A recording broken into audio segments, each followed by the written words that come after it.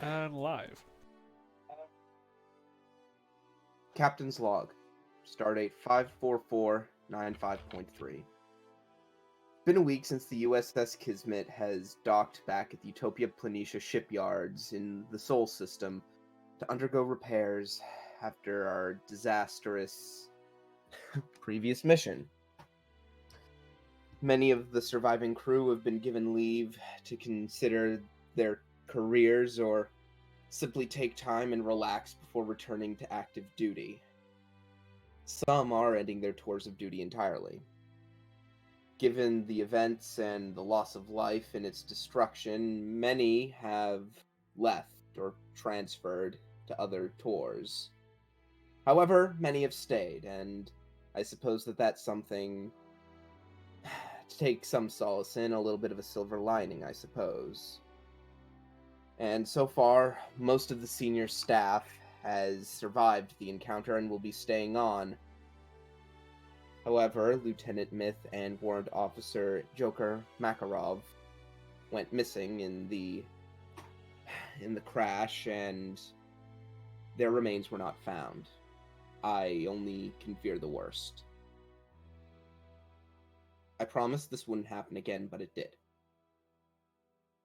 I don't know how I'm going to be able to live with myself, honestly. However, there are more pressing matters to deal with than my own emotional issues.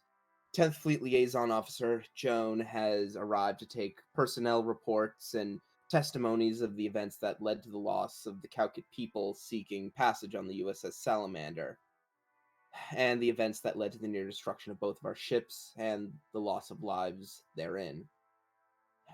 The Salamander has also been kept on standby in the Sol system, and its crew is left to take leave at their captain's wish.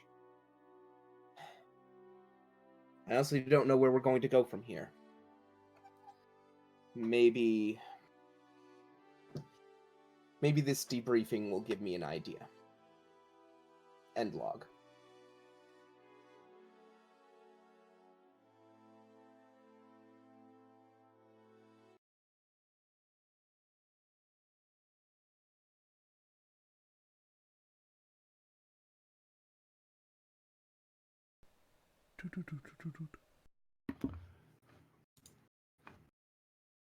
Oops, that's the wrong one. Oh, music, shush.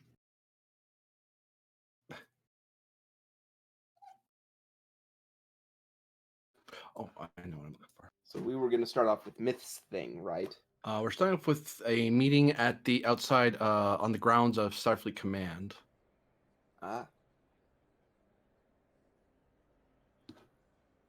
Actually, then we'll move. That'll be the next scene. Will be there. Captain Grin and Captain Kiddick, you are walking the grounds of. You initially went to the offices on the upper floors of Starfleet Command in San Francisco, and you were told by the relevant staff that Commander Joan is actually in the Central Park area, among the presidium of the command, waiting along a riverside for you, since he felt it's better to move it into somewhere far more pleasant, was the quote. So you and Kiddick are kind of walking up to him. There we go. Here we go, indeed.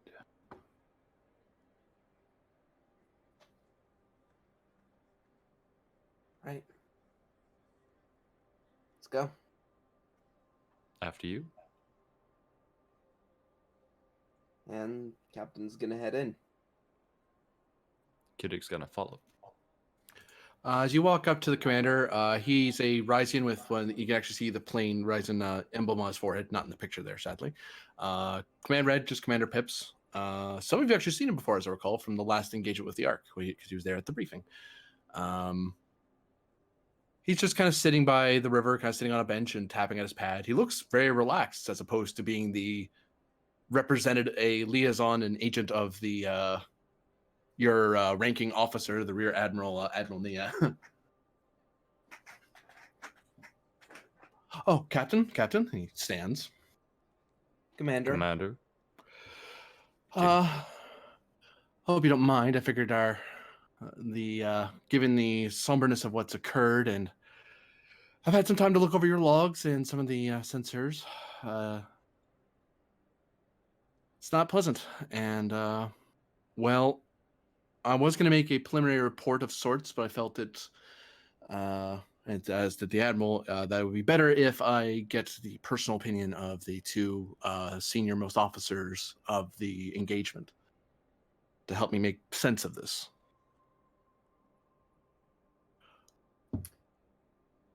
And for your perusal, he hands out the pad, and on it you'd both find that it's his bona fides, it's his ID, security code clearance, and various verification, various ways to tap into it to check with Starfleet Command computer to make sure he's, despite being lower ranked than you, he's clear to know everything that you two know. Understood. I forget, are we in a private place right now, or are we out in the open? You're out in the open. People are walking about, but for some reason, no. You do actually give me insight security difficulty 1. Oh, awesome. Both of us? Both of you can do it, yeah. Actually, my insight security isn't that bad.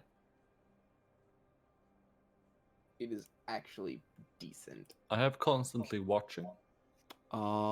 You're not in danger. This is more just noticing something about the security arrangements. And I get a momentum. 2 momentum are gained. As you both look around, and you notice in the far edges of the grounds, you see there's discreetly people in gold uniforms who seem to be redirecting traffic elsewhere. And you can actually see little holographic barriers being put up to indicate that the grounds are currently occupied. And traffic is being directed away from the park. It's the sort of thing you wouldn't notice unless you actually looked around to check. Force fields, huh?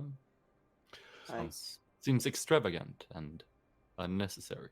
Well, no, considering the content of what we're about to discuss, I think it quite necessary.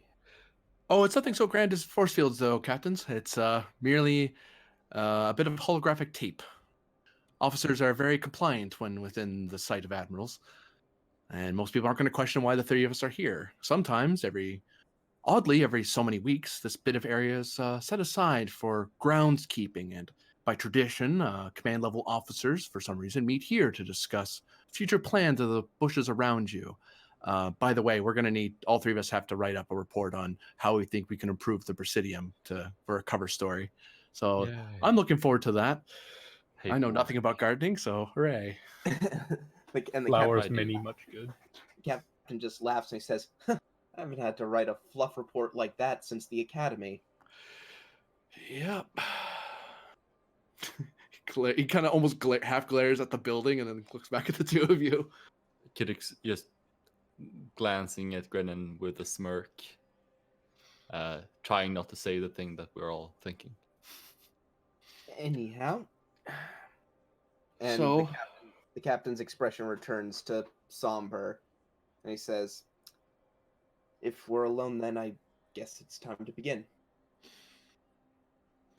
I have had a full read over, but is there anything I should highlight in my preliminary report to Admiral Nia, or any special notation you think that wasn't put in your logs? Or unofficial commendations, since I know, and I've read, that sometimes there are certain things one cannot be seen on paper to be approving, but in private we all do. Or disapprove, as the case may be. And the captain just sort of runs over the thoughts in his head, and he says, "I will leave it at this. Captain Kiddick was right, and the reaction they had in regards to my command decision in retrospect was proper. Thank you, Captain. Although my official reports may not say as such."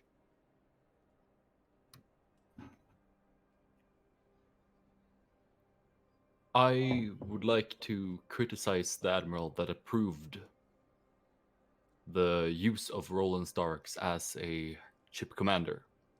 It was foolish, and should be regarded as such for eternity.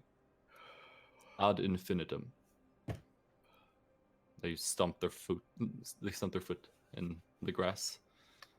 I think I might have an idea who this admiral is. However, that brings me to my next point, and I must be completely frank. I led both the Kismet and the Salamander into a trap. Now, it was a very cunningly laid one that I did not see coming. However, ignorance is no excuse, and as such, I accept responsibility for what happened. Joe takes a deep breath and kind of clears his throat.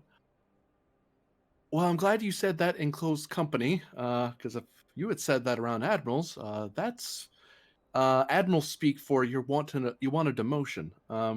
Thankfully, I'm not the admiral, and we'll, given this conversation, we'll consider that path for your career. So here's the thing: we have two problems, and you both kind of touched on it. This is why I wanted some. Have either of you? I believe Grennan has. I don't know if you have Kiddick, but captains. Sorry, get a little familiar. My apologies. No problem, Commander. But have either of you served with StarX before? Or, well, sorry, been in active service with him? Many have served with him, but whether you were actually fighting alongside him is a different thing. We have not served on the same ship, no. Technically, yes. Right, the Zarkonians. yes, thank you. Although that didn't end up turning into a full-on firefight, it very well could have, and so under the circumstances, you could view that as serving alongside. I will tell you, I had spent a few months as his executive officer before before his arrest. And I was the reason he got arrested, honestly. And I will say, as the man who took the command from him, that he is a resourceful and guyful man.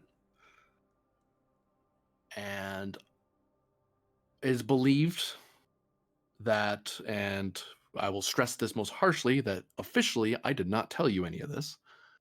It is believed that he has linked himself with rogue Starfleet agents to work against Federation interests. Well, I can't speak to his intent in linking up with these agents. Currently, I believe it. Commander, I have just one thing to add to this. Mm-hmm. Of course he has. Otherwise he wouldn't have taken the cocket, or whatever, wherever they ended up. I don't even remember currently. I can't recall. All I have is sensor logs and waking up in that sand dune on that platform. Whereas a similar thing happened with me, only instead of sand dunes, all I remember is cold winter woodlands.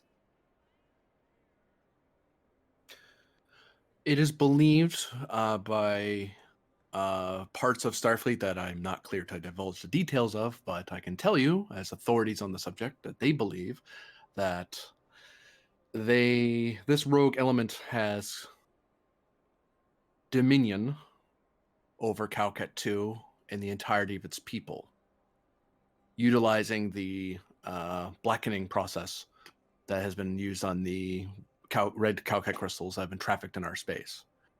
Right. Meaning they have immense psychic power. And we believe that's why your memories have been altered dramatically, on top of the already traumatic experience. Whether or not that was Starix doing or the doing of this rogue element, that is unfortunately quite unclear. But we are working on figuring out a countermeasure for that. Until that countermeasure is found, neither of you, and this is of an official order from Admiral Nia, He taps at his pad and holds it out to you, as per protocol. You are both ordered to make no action of any kind to approach or enter the Shackleton Frontier or the Shackleton Expanse until ordered otherwise. Commander, May I? Sorry. you are aware that I'm the lead officer on the Cowkit trafficking countermeasures project. In punishment for your conduct and command, you are being stripped of that title. It was either that or you get bumped down to commander. And I argue that you're better off as a captain than as a director of security forces. The captain mulls that over for a few seconds, and he says, "That is fair." And I, Commander? What am I being stripped of? My duties as a ferryman and the essential slave trader to Cockett, dealing with their people, getting them back home. I can't do that currently. Yes, you're going to be reassigned. Once the Kismet is underway, there is a mission we have for the Kismet that may further the fleet's interests. For the time being, we've requisitioned the Salamander into the 10th Expeditionary proper, and we're going to be using your ship for the time being to help us and the Kismet in its mission. We believe that your crew, with its experience and your command, may be able to speed the process more than the Kismet alone would have. Officially, you have been transferred to an auxiliary role with the Kismet. That is, and he kind of flinches when he says auxiliary. And as I'm sure you're both aware, that is an impolite way of saying that you are executive officer to somebody else. But officially, you're still a captain. That hasn't changed, despite the superstitions of long ago. Certain admirals would have preferred you were off on patrol duty, off with the Ferengi frontier. But again, I was able to argue that you were both entrapped by a rather cunning conspiracy with one of the best officers we've had in a very long time. This was a mistake on Grenin's part, for sure, and he has been punished for that and will be continued to be punished for that.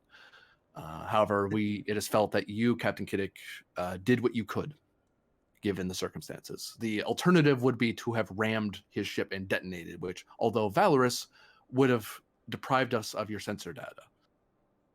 Thank you, Commander. What of my current executive officer? He remains as such. The tradition of the auxiliary ship is a holdover from days long past, where you are not given the privileges of a fleet captain. You are simply two captains on the same assignment. And Kiddick ship is auxiliary to yours. His command structure stays firm. He must check in with you and assist you with your mission, but he is still the captain of his ship and is responsible for their actions, as you are responsible for your ship's actions. If circumstances were different, perhaps you would have been a fleet captain, and things would have been very different. But as some would say, we cannot choose our fate. We merely can guide ourselves by it.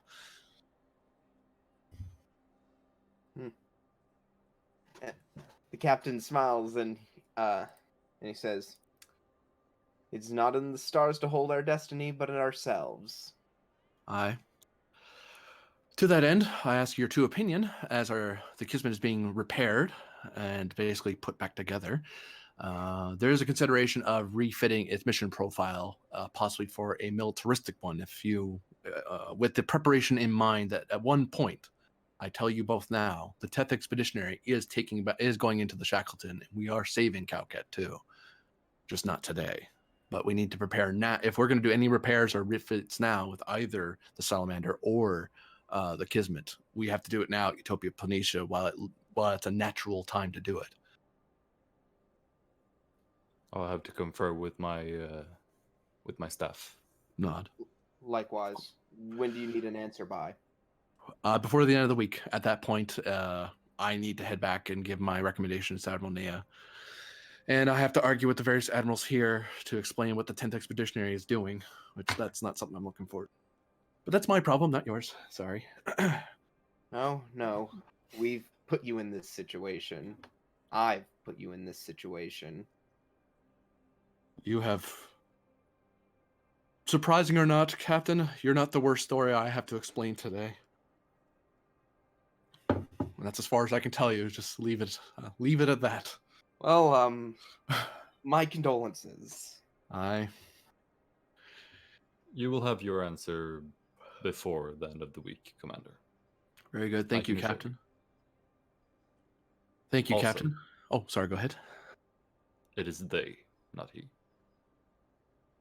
Oh, he shakes it. That's my mistake. I read the file That's a earlier, common of course. mistake. Well, Captain, Commander. with your leave. I leave. Kiddick winks and leaves. He brings his heels together, nods, and then he walks a different direction than the two of you. And is quickly surrounded by security as he continues toward one of the buildings. The captain just lets out a sigh. That went well. Yeah. You have a spine, Grennan. I can assure you. I have what? Don't worry about it. And with that, we'll end the scene.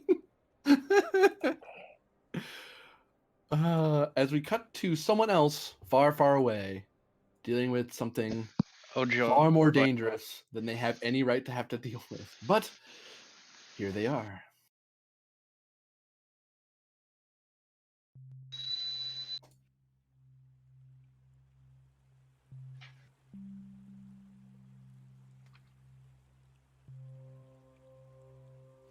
Lieutenant Myth. There's two of you. Yes. You, last you remember, the ship was under fire. You gave a report that the fire was coming from, you were trying to find the location of where the torpedo shots are coming from. The last thing you heard was Barter shouting that it was going clear through the shields. The whole ship rocked, everything exploded in plasma fire, and you reactivate or awake. It's a strange sensation. In an area, in a pond, surrounded by cherry trees at the edge. I run a self-diagnostic sequence. You have no sense of your internals. It seems as if your internal diagnostic software is malfunctioning. Or actually, you would presume that, but you don't feel any digital process, no computation, no machination or anything. You're just thinking.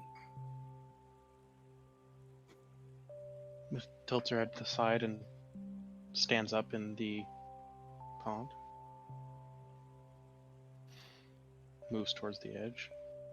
As you start moving toward it, you notice there is a woman who looks very much like you, human. She's in a blue robe, about ankle deep in the water, and she seems to be painting something. Who are you? I am you, she says with a casual glance over her shoulder and looks back to her painting and adds more color to it. I look around. This seems to be an improbable sequence of events. Improbable is not the impossible. Indeed.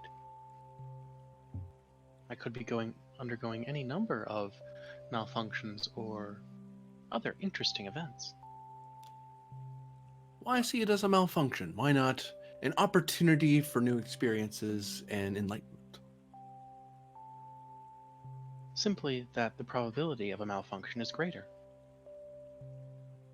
Is it the greater probability that decides your actions? Or thy own will? She dabs at her paint, at her brush in, and starts clean. And she actually, she dabs at it, looks at her brush that's covered in paint, kind of reaches down and swishes it violently in the water, gets some more color, and starts continuing her painting. Dabs, thank you. I walk around to see what she's painting. Give me fitness plus command, difficulty 2, as you seem quite entranced with the image. This plus command. All right.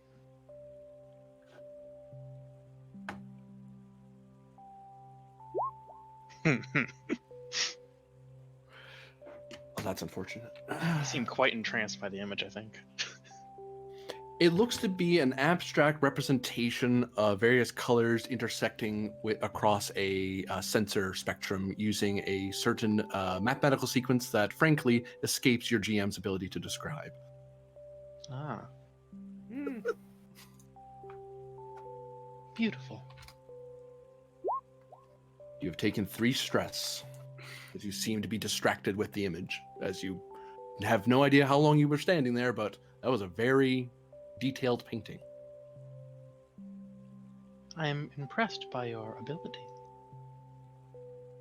Oh, it is your ability Cocks her head after to the all. side. Says, indeed. She I'm holds out a not sure brush. why I said that. Would you like to try? Myth looks around for a moment.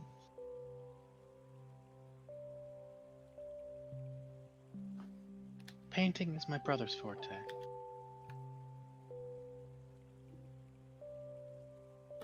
One might say that, although this is truer of genealogy than it is of cybernetics, perhaps there is some programmer's fingerprint in all that of the Sung androids and its variants. That is a possibility.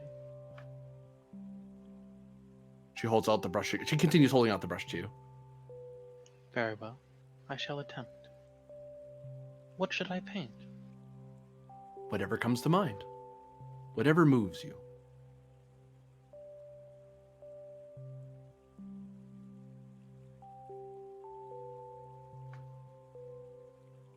Myth leans very close to the canvas and begins to inspect it. Give me insight security difficulty of 3. You're remembering something important, but it's escaping you. You're kind of occupied with the mechanics therein of painting. Want to spend a momentum? Yeah, I'll buy an extra die. Okay. It's It's a bomb. Come on, it's not that bad at painting. Give me a break. I don't suppose any of my focuses would apply for this?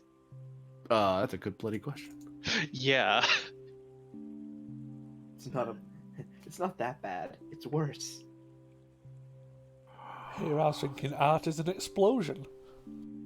Yes. Alright. Oh. Rip. Rip. You may succeed at cost. This may involve taking more stress.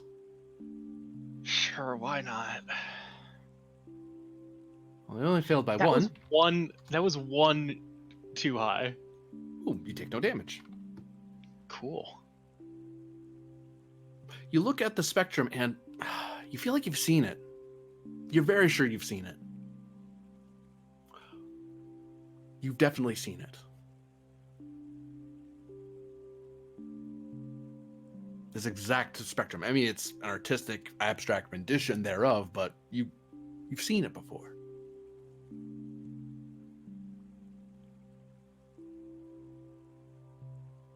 Fascinating.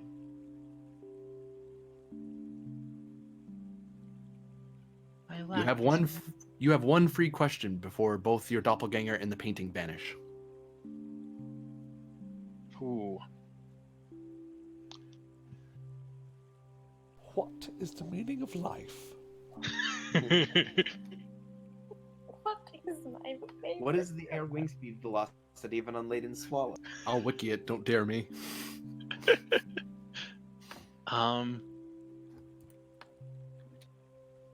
Let's see. One question relating to the painting. Yes.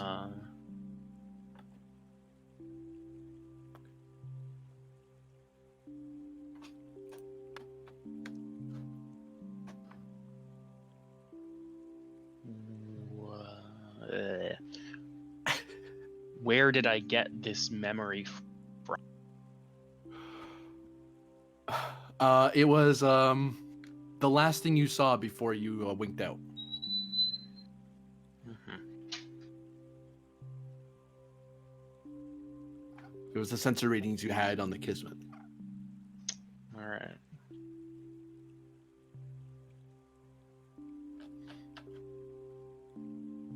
And then they disappear. Yep, both that painting and as the realization comes of you recognize this as something from not here. Both painting and doppelganger vanish as if they were never there. The water isn't even disturbed by their sudden vanish. It just is. I move to the water's edge. As you move to the water's edge, stepping out of the water, just a little ahead of you, there's another doppelganger in some sort of a one-piece swimsuit, kind of shaking out their hair, kind of stretching a bit. But you didn't see them swim in. They just kind of stepped out of the water and sit on the dirt and kind of look over at you. Oh, hello. Greetings.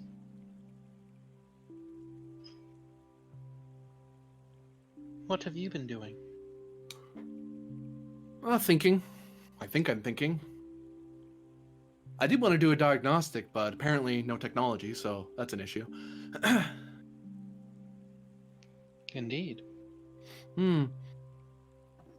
Although, it's very possible that there's more answers in the water than there is out in that forest.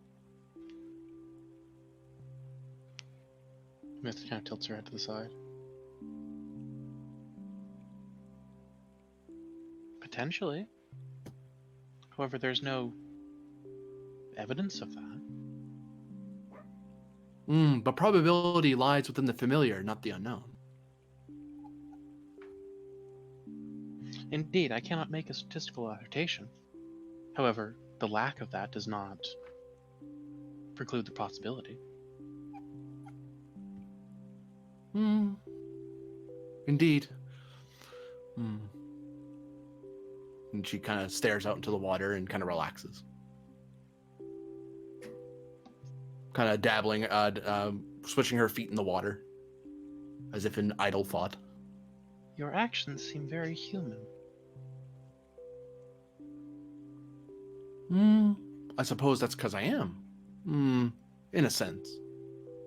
Although to some, in the only sense that matters. To others, not enough. Shrug. Ah.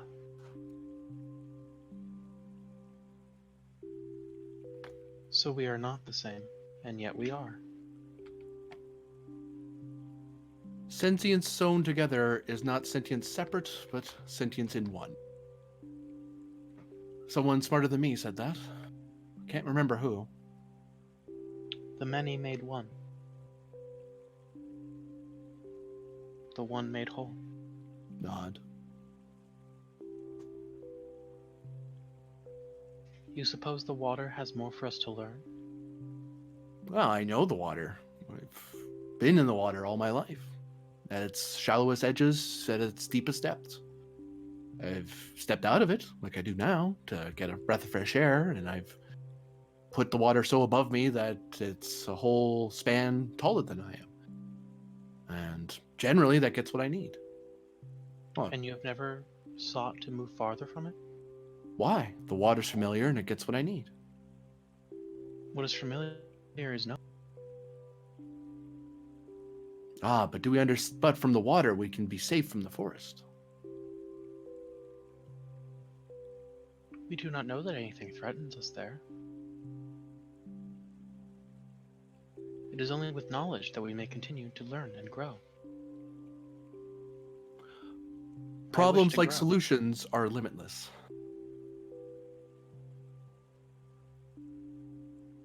Indeed. There's a balance then. One I could must suppose find such a both. thing.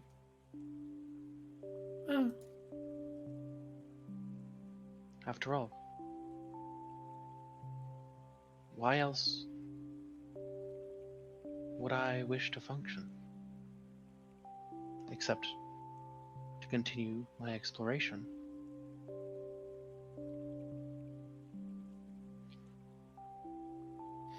I'm staying here. You can do what you like.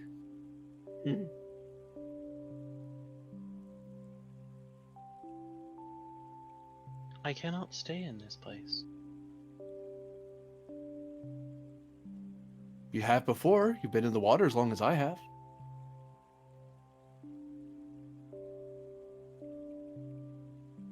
But the forest is new.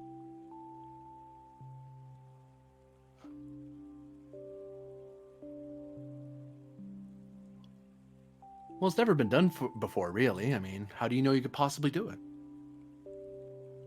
Or even I, for that matter. I don't. So I must try.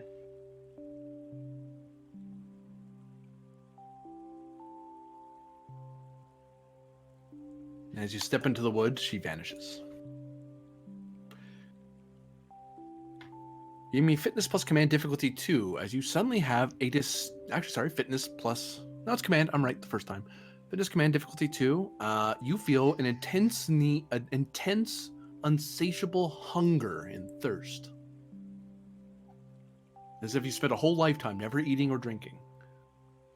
Oh boy. Actually, you know what? That sounds a lot meaner. Let's make it difficulty 3.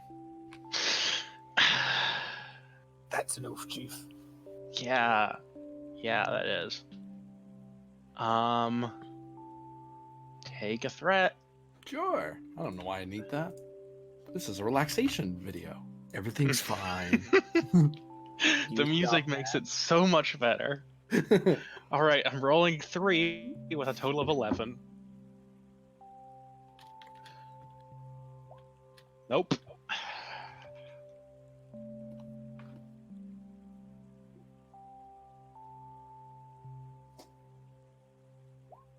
Take 2 stress, as this is a very distracting level of hunger.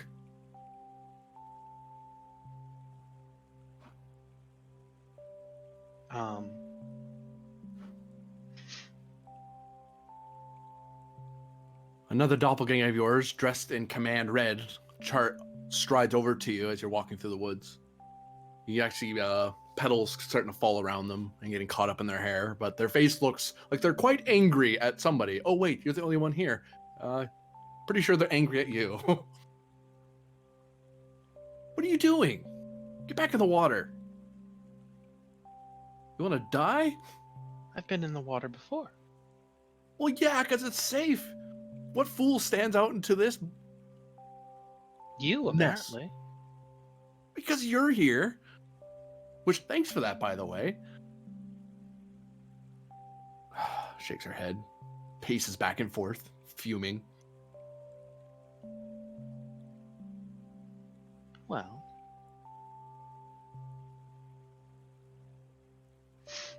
I do feel ill at ease. I have not felt this way before. That's because you're hungry. All your sustenance is in the water. You go out there, you're without water. We are water. That's so obvious. And she starts pacing back and forth. Bloody Tilts right to the side. binary brained, algorithmic, nonsensical. Just continues muttering to themselves. We are the water. Everything's the water. This is all but dryness and sucking up of water. Ah! And Myth smiles. What? Why are you happy? That is not a thing to be happy about. Stop I being must happy. simply- And she reached out to grab you. Do you let them grab you? They look like they're about to be violent with you. I step back. Daring plus security opposed. You're being attacked. Don't worry, they have your stats. Yeah.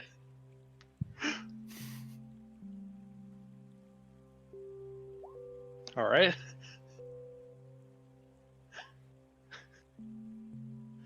There's a tie. Who do you want to win?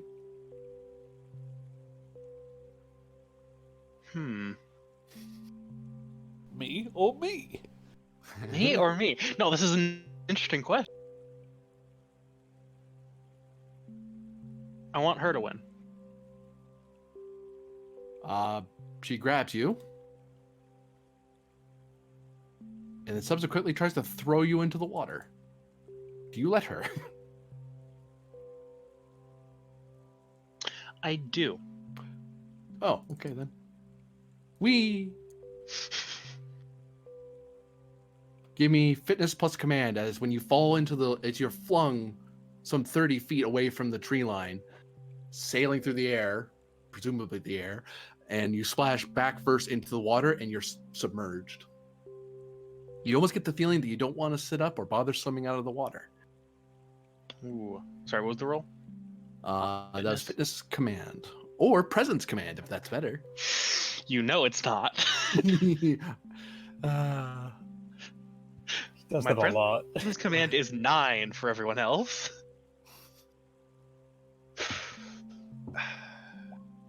Okay, well, there goes that.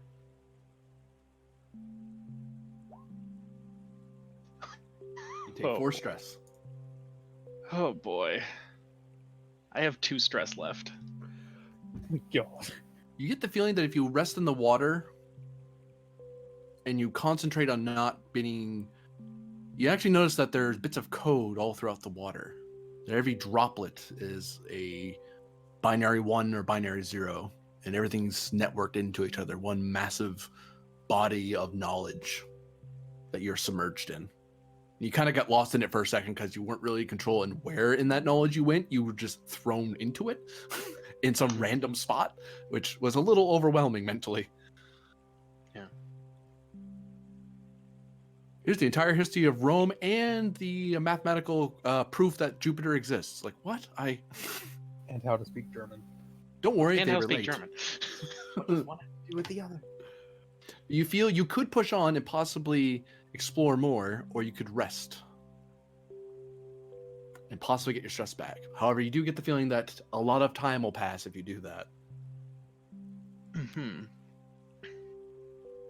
What does being stressed feel like to me?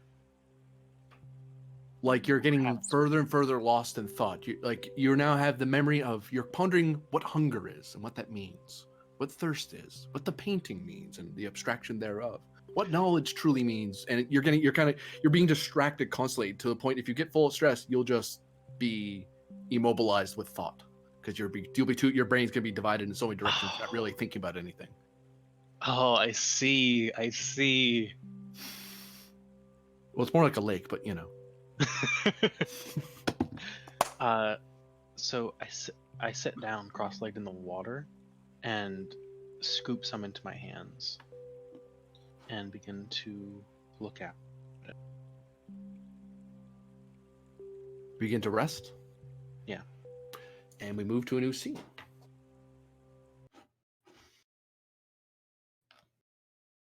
Woohoo. Well,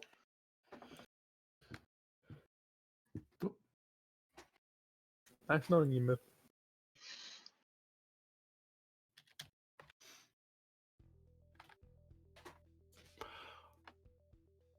I like the surrealism of it so far. It feels very much like Data's dreams. Whoops, nope. There we go. We cut to the skyline of San Francisco. But one asks, what Lieutenant Commander Efrix is up to. Sorry. I forgive you. My dad was asking questions about where the cat was.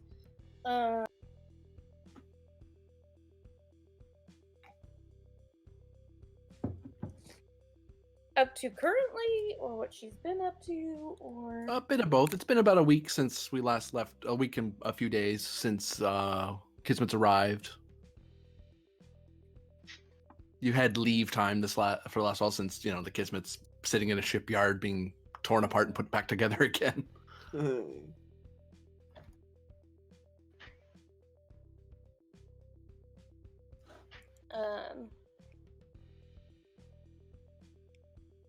So I think for a couple days she might have actually gotten her kids to come visit her. She spend some time with them. But of course, they weren't allowed to stay for very long, and she has a niggling reminder of a certain human psychic telling her to go visit someone. Given that you got a nice little family visit, we can actually roll a fitness plus medicine difficulty 2 to set up the advantage of being a little more, your morale a little boosted since you got to see your family, because you haven't seen them for a while. And among Denobans, that's very important to do that every so often. Yeah.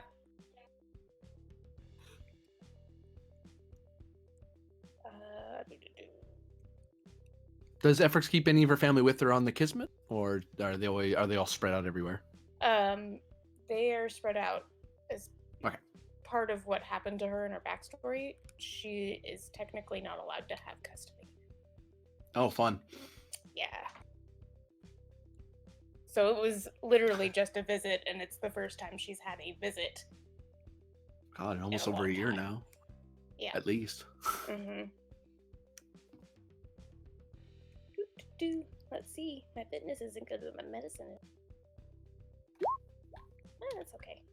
Yep.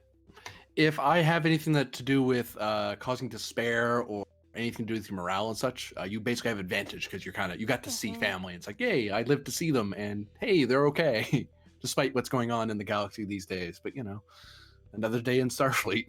There's always something trying to destroy all life and everything.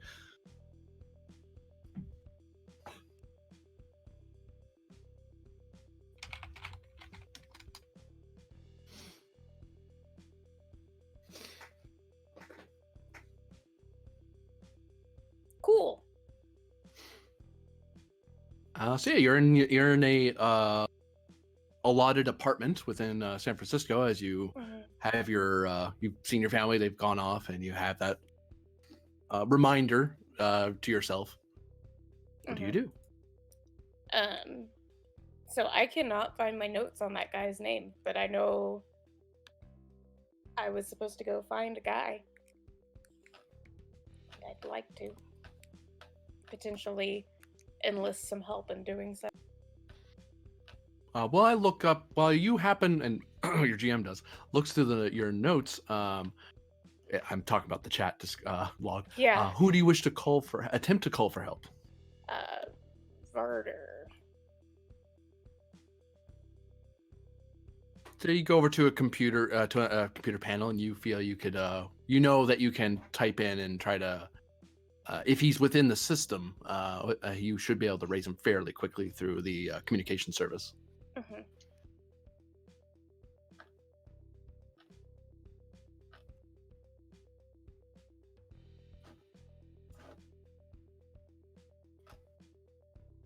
Do you make it just a public call, like you're calling him wherever he is, or you're trying?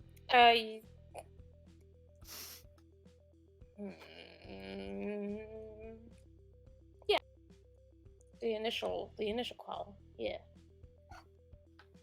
I'm not gonna say anything classified over open channels, obviously, but he's my friend. I'll give him a call.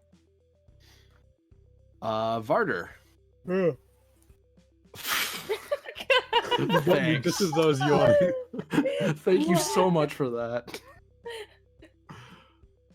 Probably about what he sounded like when she called him. Yeah. Yeah, let's go with that. That's how he answers.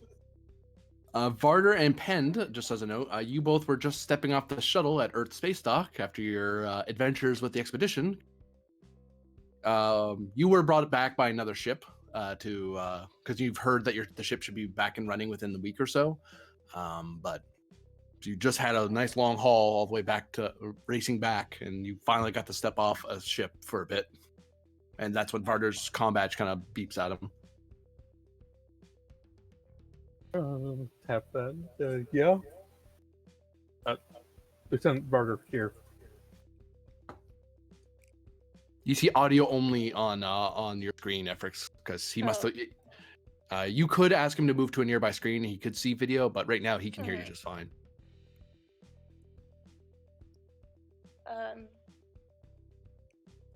Hello, Lieutenant. This is Efrix, Dr. Efrix. Ah, yes, hi. I was wondering if you were back on planet, if you had time to meet up. Well, we can be on the planet soon. Just reached space dock, so that shouldn't be too much problem. Yeah. Indeed. Where? Right. Currently San Francisco. Right, okay, I'll get down there and tell you when. All right. See you soon. Yep. You sound busy. Yeah. Oh well. Better busy doing this than better busy, doing a lot of other things. Well, depends on the other things. Well, I'll let you go. I'm gonna go cause some hell. Help. Oh, that sounds fun. See you later. See you later, Commander. In what manner does Varder intend to get to San Francisco? I imagine this probably like shuttles from space dock down to Earth. Oh yeah. Actually, no, there's transportation that probably works better in terms of teleporters. That's basically what they are. You know what? Yeah, you can go by transport or shuttle. Some people have preference. Sometimes they have stuff they want. Some just want to have the view of seeing Earth as they land. Especially humans. Humans love that trip. Yeah, you've seen Earth before. Yeah, went to class here all the time. I'm sick of the damn place. All right. Yes, it's pretty. Whatever. Not be sure. Yeah, basically, yeah. Pretty take a transport down. Be transported down and then find a probably comm badge again and be like, okay, so where in San Francisco? It's big.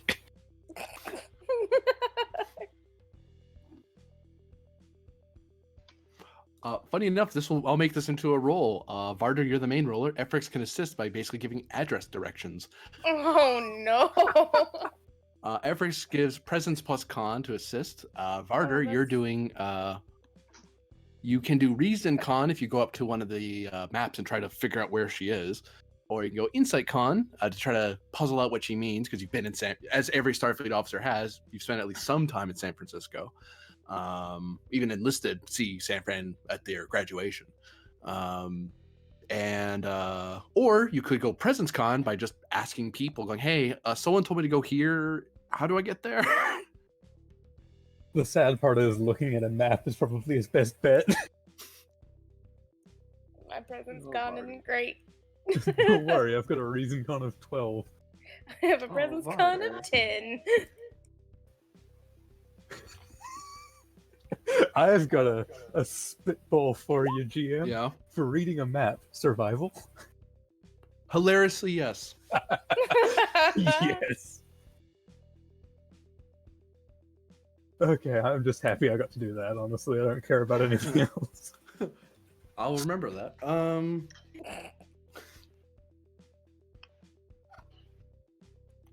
Okay, well, we've got no momentum, and it's a 12, and I don't re-roll anyway, so... Hey! Oh, hey.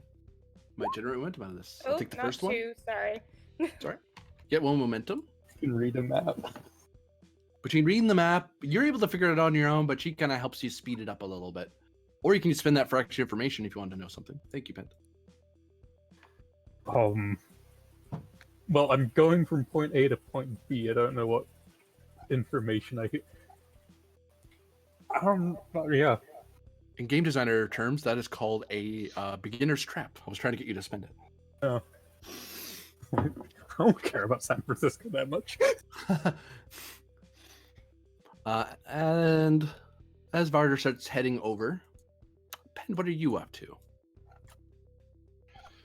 Pend is going out, having a good time, drinking, shooting, drinking while shooting.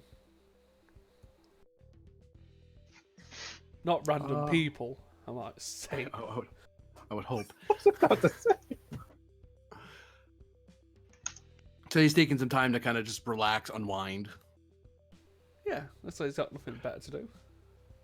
Give me fitness, medicine, difficulty 2. This is just creating the advantage of being nice and relaxed. You were supposed to be off duty. You just became on duty given the events on the expedition. So you have only just now gotten time to relax, and you're making the most of it. Hopefully, you are anyway.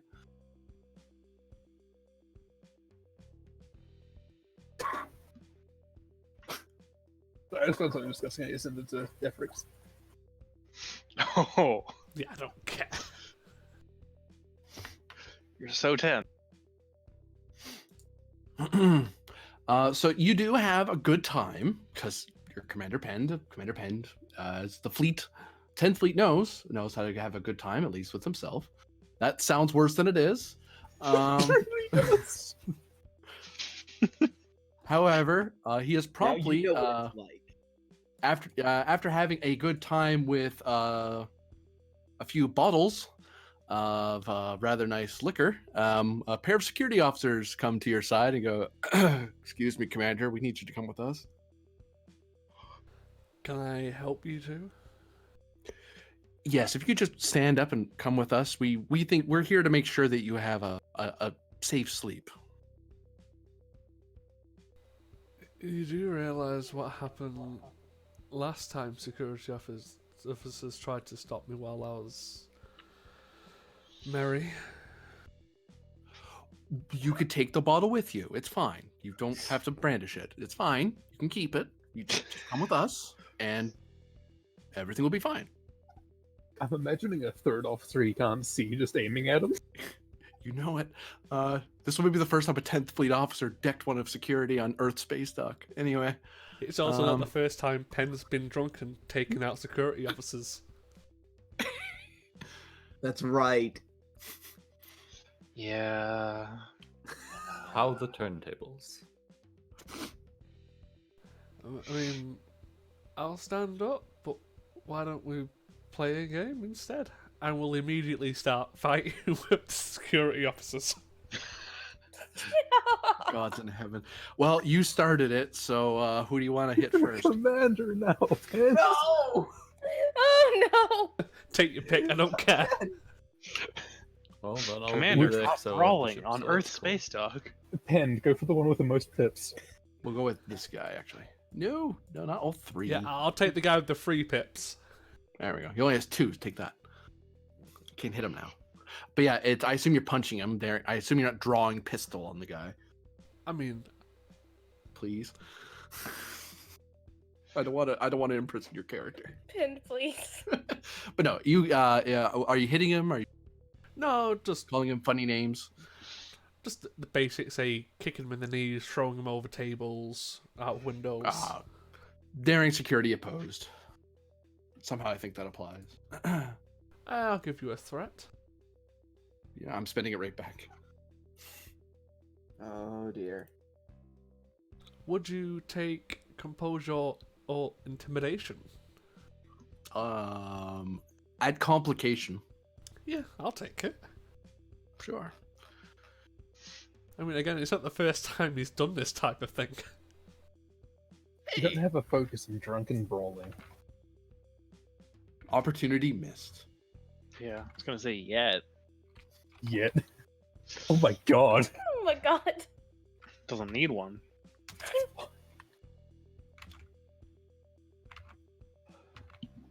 One, 2, 3. That is 3. You gain 1 moment. Wow. What was the focus? Not that high. These are your NPC regular security guys. These are poor at No, best. They're Penn's both focus. they're oh his. Oh, good question. Oh, it was one of the it was like intimidate. It was either intimidation or the other one because either of them Composing, make yes. sense with the complication. Step back or I punch you. Doesn't step back. Okay. Well, I did warn him, as it's not the first time this has happened. As you, oh, sorry, I should go to you. There, you can take it.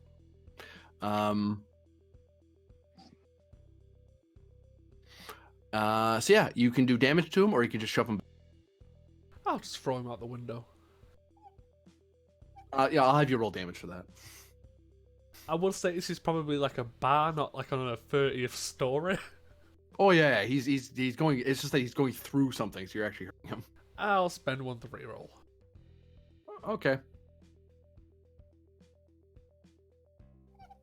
I thought Monday was crazy.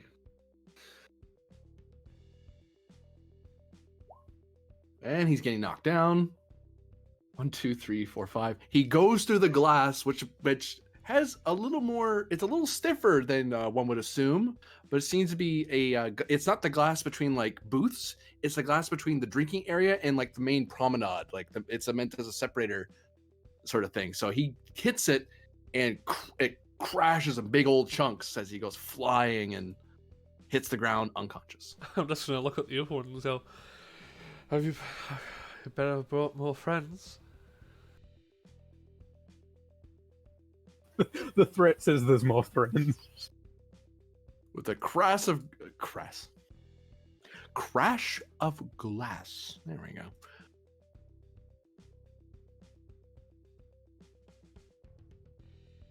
Other security guards come out from where they were hiding, phasers drawn.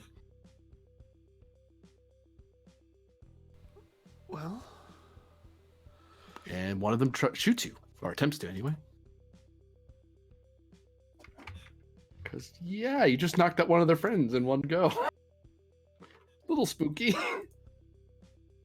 Yeah, Spending a that sounds threat. about right.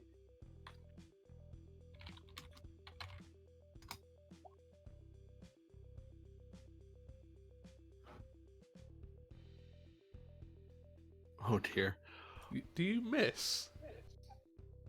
No. Someone sent me a message, and we'll figure that out in a moment. He shoots you. Does he hit? 1, 2, and 3. Yes. Gain a threat.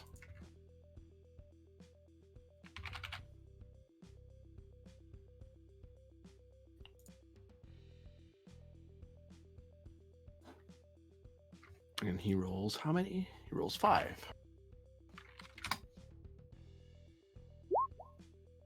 Rerolling fails. See, you're all complaining, but I'm making the GM spend threat. 1, 2, 3, 4, 5. As you take 5 stress damage from a stun shot. I'll spend to avoid. 2 threat. God. Yeah. Okay, that's your one. The What next was time to that? avoid injury requires determination. Don't question. He'll do it. So he shoots you. Unfortunately, there's only one of you and still 3 more, so the turn remains with them. This guy shoots you because he looks kind of worried that you take a stun shot and you tough your way through it, and he taps at his. He takes out his phaser as he rounded the corner. He's gonna spin for an extra minor as he charges his weapon, and he fires. Ah, you should have spent for an extra die. That's my fault. I'm sorry, NPC. Hope you hit. He hits just on the button as he charged it for vicious.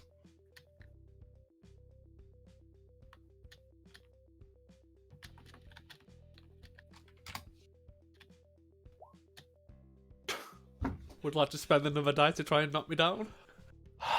Yeah, he doesn't want you to come after him because you might punch him. There we go. 1, 2, 3, 4, 5, 6, 7, 8, 9. Ow. Oh my god. Well, that fills up my stress track. The thud. Oh my god. Hell. Hey, Kiddick. You hear phaser fire from a nearby bar as you're walking along ESD, and kind of you're like, Damn.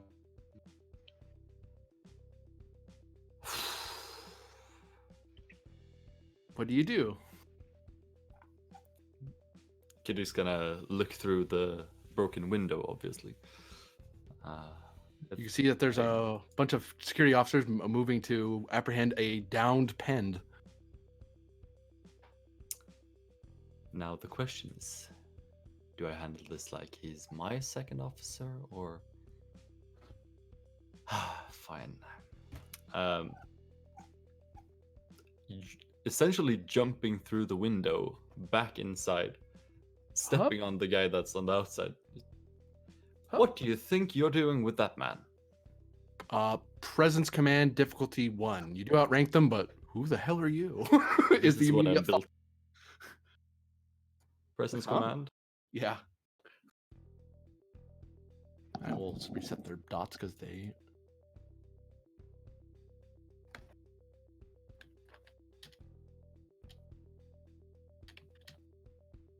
I'd like to add focus to that with my persuasion, Yeah. and I'd like to spend to get an extra die. 1 momentum or 1 threat? Add momentum, please.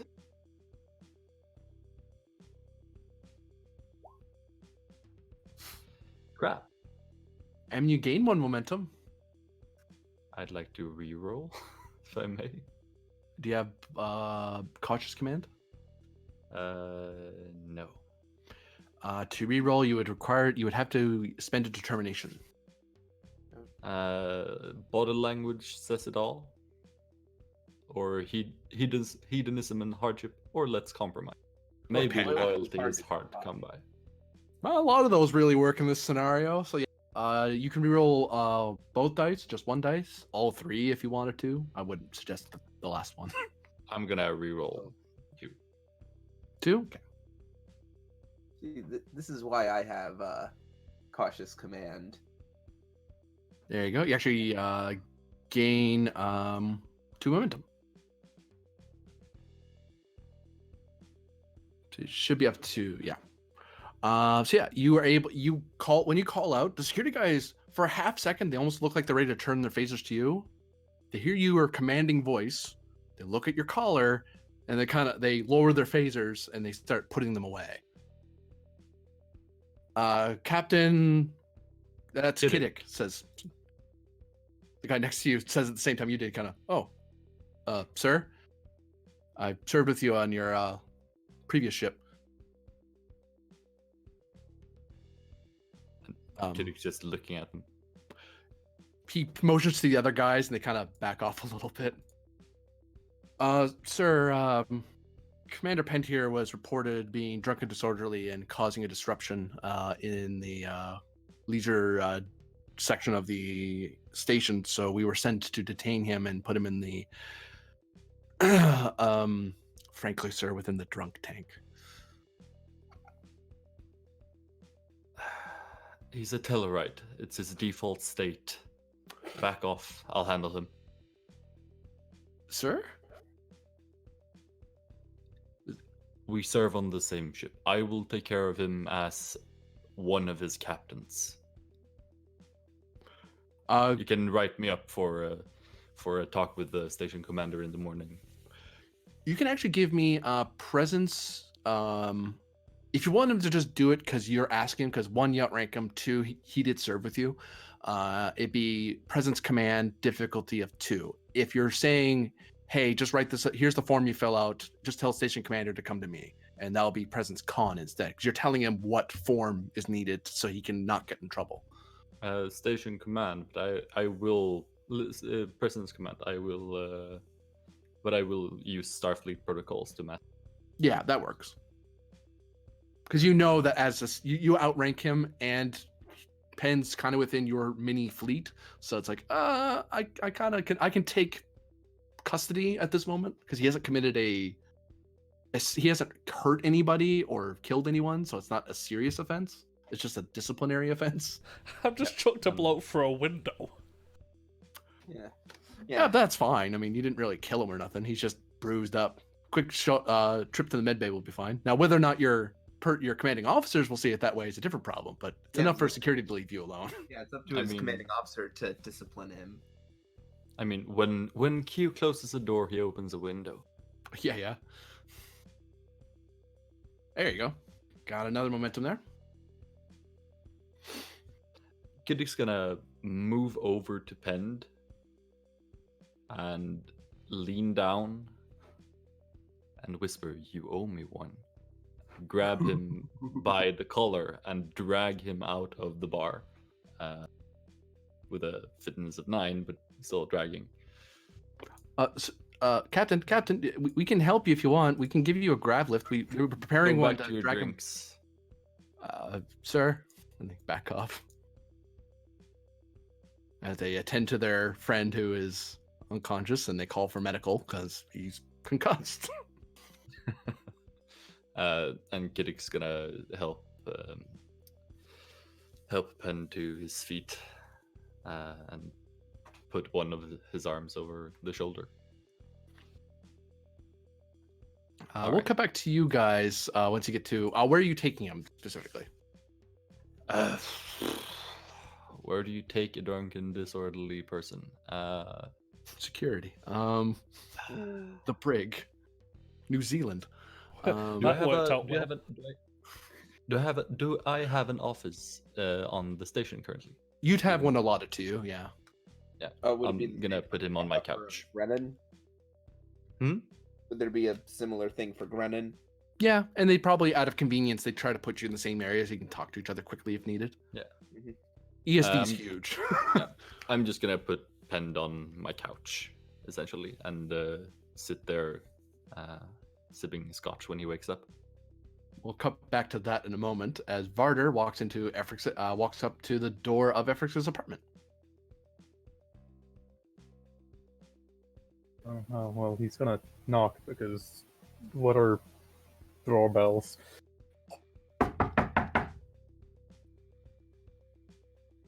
She looks a little confused, but goes to the. There's honestly probably a button he can press, it'll turn on the screen, and he can say, "Hi, it's me." Oh no, she just opens the door. It slides open. Varder, are you in like full? Are you still in service uniform, or did you bother changing clothes before and putting away your service gear before you came down here? He's in service uniform. Presumably, Efrix. I don't know if your character walks in service uniform at all times, or she's in casual. She's probably not in scrubs right now for a change. So. Yeah, he's probably in service uniform for most of his visit to Bajor because he went to the military base to look at his old buddies, and they're like, they were all the Fawns, but Bajoran. What? It makes sense. Points to his Think face. about it. Hey! but mainly that he's now an officer, and they're all still probably not. Vedic, come on. Sorry, I'm good now. Yeah, So you meet each other at the door? Yep. Oh. Sorry, you could have changed if you wanted. Didn't have to be in uniform, I don't think. Doesn't bother me. Hi, Right. yeah, I'm here. Well, actually, that might be better. I don't know. Okay. So, what have you been up to?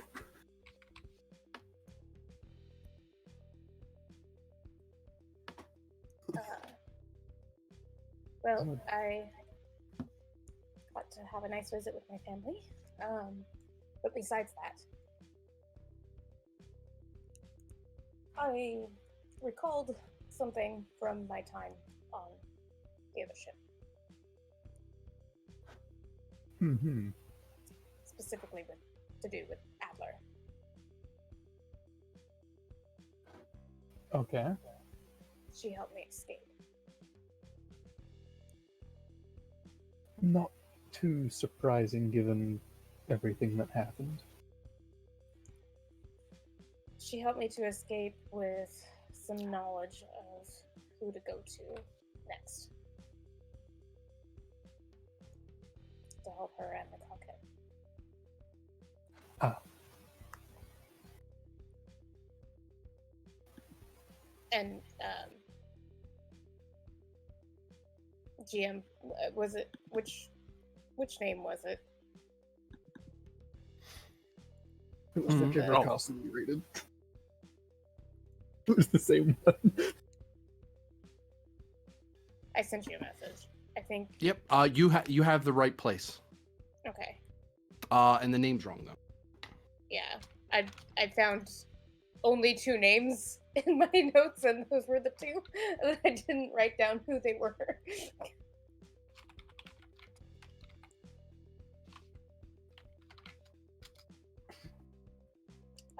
That's right. I remember now because I freaked out because that's my real name is Jessica. Oh, I was like, that was go intended. go find myself. I see. We Very find the voice philosophical. actor squatting in their new house. Yeah. Right. So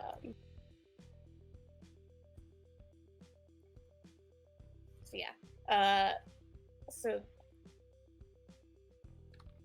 that first name is the place, or the second name rather. Yes. Yeah. She sent me a name and a location of where to find them. Hopefully, along with this, and she takes out the insignia. The insignia is probably very quickly just kind of puts a hand on it and closes her hand over it again. Like, yep. Mm-hmm. Yep, that's the one.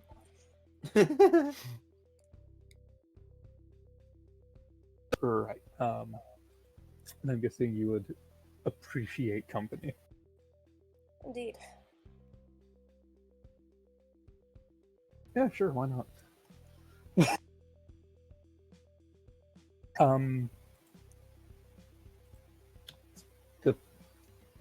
She said the name of the place, right? Or not? Weimar Futurary Corner. Which is the place that we raided before, if I remember correctly. Yes. Oh, that was the ruins that you stepped out of at the end of it. Okay. Well, respirators would be a good idea. She raises an eyebrow. Really? Yeah, they're so we've been there before. Oh. Well, that's helpful. I'm glad I reached out to you. I shot Adler there. Right. Fair. Yeah. I mean, to be fair, she helped us, but she kind of deserved it. But yeah. You didn't hear that from me. I'm not in uniform. I never said that. But there's, I guess there's 2 ways to go in. There's the cave way, which needs climbing gear as well, or going through the area we're not supposed to go in through sneakily. But yeah. I'm not very good at either of those things. Varner, Insight Con. It's been a bit, so I'll make it difficulty 2. Insight. You misspoke, but hopefully your character realizes it before you do. Yep. Insight con for. I don't think I have a focus that applies.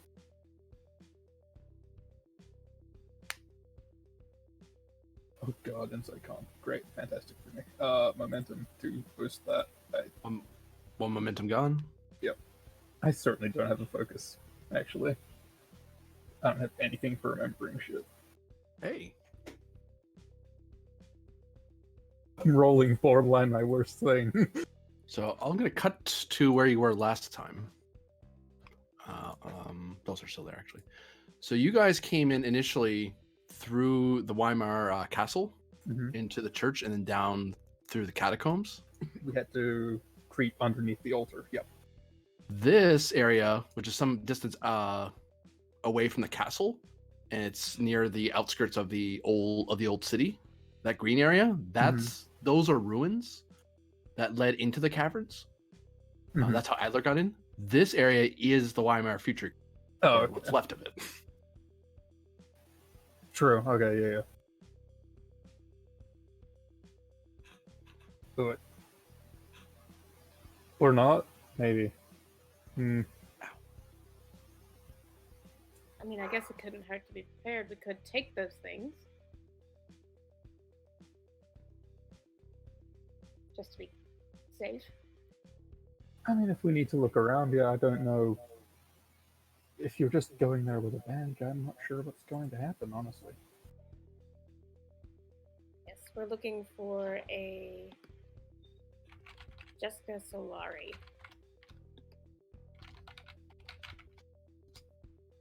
That name actually means nothing. Christ, that cough was not supposed to happen. Right, well, There's a chance she won't be there, but she's the person to talk to. well, we can set off if we need to go beyond what I think we might go beyond, which is also me thinking a lot. We can leave, come back later. It shouldn't be too much of a problem. All right. Oh, whenever you're ready, Doctor.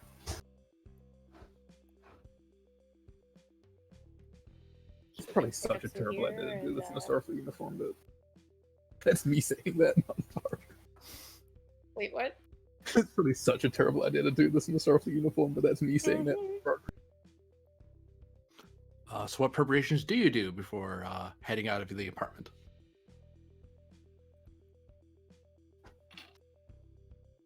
Hey, let me, If you want, I don't think it might. My son's outfit might fit you. It's about the same height now. Let me do a little.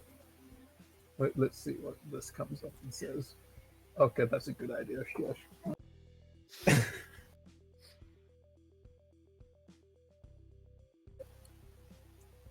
That might be a good idea.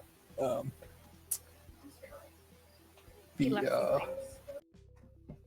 I could also. We could also replicate you something. Yeah, I can just pick up clothes. That's not an issue. It won't take long. Yeah, no, I just remember the not so amazing history between that and this and everything. Very, very eloquent. I'm being dreadfully unspecific, I know, for a reason. Wonderful. It's fair. So he's gonna get a change of clothes. Which really just means he's gonna go back to looking like a Bajoran peasant again. I mean, you can replicate whatever you want. Yeah, but it's what he's comfortable in. That's fair. You probably have like your duffel with you, with your personal effects. Yeah. You probably walked off. He didn't actually go anywhere else. Going. Yeah. It's like, okay, yeah. Yeah, I'll just slip into those. I mean, like, what he's comfortable in. Bajoran peasant clothes, Bajoran uniform. Bajoran uniform's probably not appropriate to wear on Earth. What about the Type 2 that's your normal standard issue? Because that is not a thing you can wear on your hip. Oh, you'd have to have it in a bag. It would require time to get at. No. Unless you want to wear it openly, which a civvy walking around with Type 2 will get security's attention in a hurry. Yeah. Yeah, I mean, if he's in uniform, it's fine. If he's out of uniform, it's not. If he's got it in a bag, it's fine. And he's probably got a smaller bag. There's a smaller bag we can sling over his shoulder and have that. Because what is Varder? Mildly paranoid. Mild. Only mildly. Yeah, we just have like When you a spend backpack like, and yeah. when we get to where we're going, we can just take it out. Yep. Or if needed, like, you know, what happens if you spend like 15 years fighting or guerrilla wars? Get paranoid. I mean, I have Efrix is going to follow your lead. She has no idea what we're walking into, so Yeah. yeah, she probably takes her kit as well, and like a backpack. Yeah, we're just tramp hikers. That's what we look like, clearly. Mm-hmm. Do I actually need to do a roll to hide the phaser? It's in the bag. So If they open the bag, they'll find it. If they scan for it, they're going to find it. It's Okay, hard to fair hide enough. such a thing. Oh, that's right, because it's not even a regular phaser; it's a Bajoran phaser. And actually, if you like, Is the insignia metal or is it like a patch? it's metal. It's like a comm badge. Okay. Probably want to keep that up your sleeve. Mm-hmm. I mean, like literally up your sleeve. Oh, I was thinking pinned to the inside of my shirt. That also works. But yeah. If we were going to wear uniforms, I just put it as a back to my existing. But Mhm. we're not, so. So you're both making efforts to not look like Starfleet. You're just looking like civilians. No open badge, no badge of office, no phaser on your hip or that. Or Like Virgil's probably still got his comm badge, but it's like, I mean, he just said up his sleeve, so it's probably actually up his sleeve. yeah. Which that's part of why it's so small. It's like you need a communicator. I just put it wherever it'll work. Just tap it. Practice used very a lot with Starfleet security in affairs, actually, because like sometimes it's not to their advantage to be wearing their badge out in the open. Mm-hmm. Yeah. Yeah. So making efforts to have what we might potentially need, but not look like. I mean, yeah, it's like food, water, actually, like we're going to go tramping, food, water, stuff to. Give me reason, security, difficulty 2 to create the advantage. Like you're spending time thinking about what would a security officer be looking for, and what looks not suspicious and what looks suspicious. One could be the main, one can assist as you're kind of figuring out, because you're trying to make it so you have all the stuff you want, but you're not letting people know that you're Starfleet people. Guerrilla warfare? Yeah. We're disguising our intentions, basically, is what I'm getting at. Don't you have... I got the nothing. security officer? I am a ship security officer, yes. I know exactly what I'd be looking for. Okay. I guess. Yeah, I've got a 15 to that roll, ethics, so... Yeah, no, please. I have a 12. Security, it's a mental task, but I'll give you a threat for it anyway. Cool.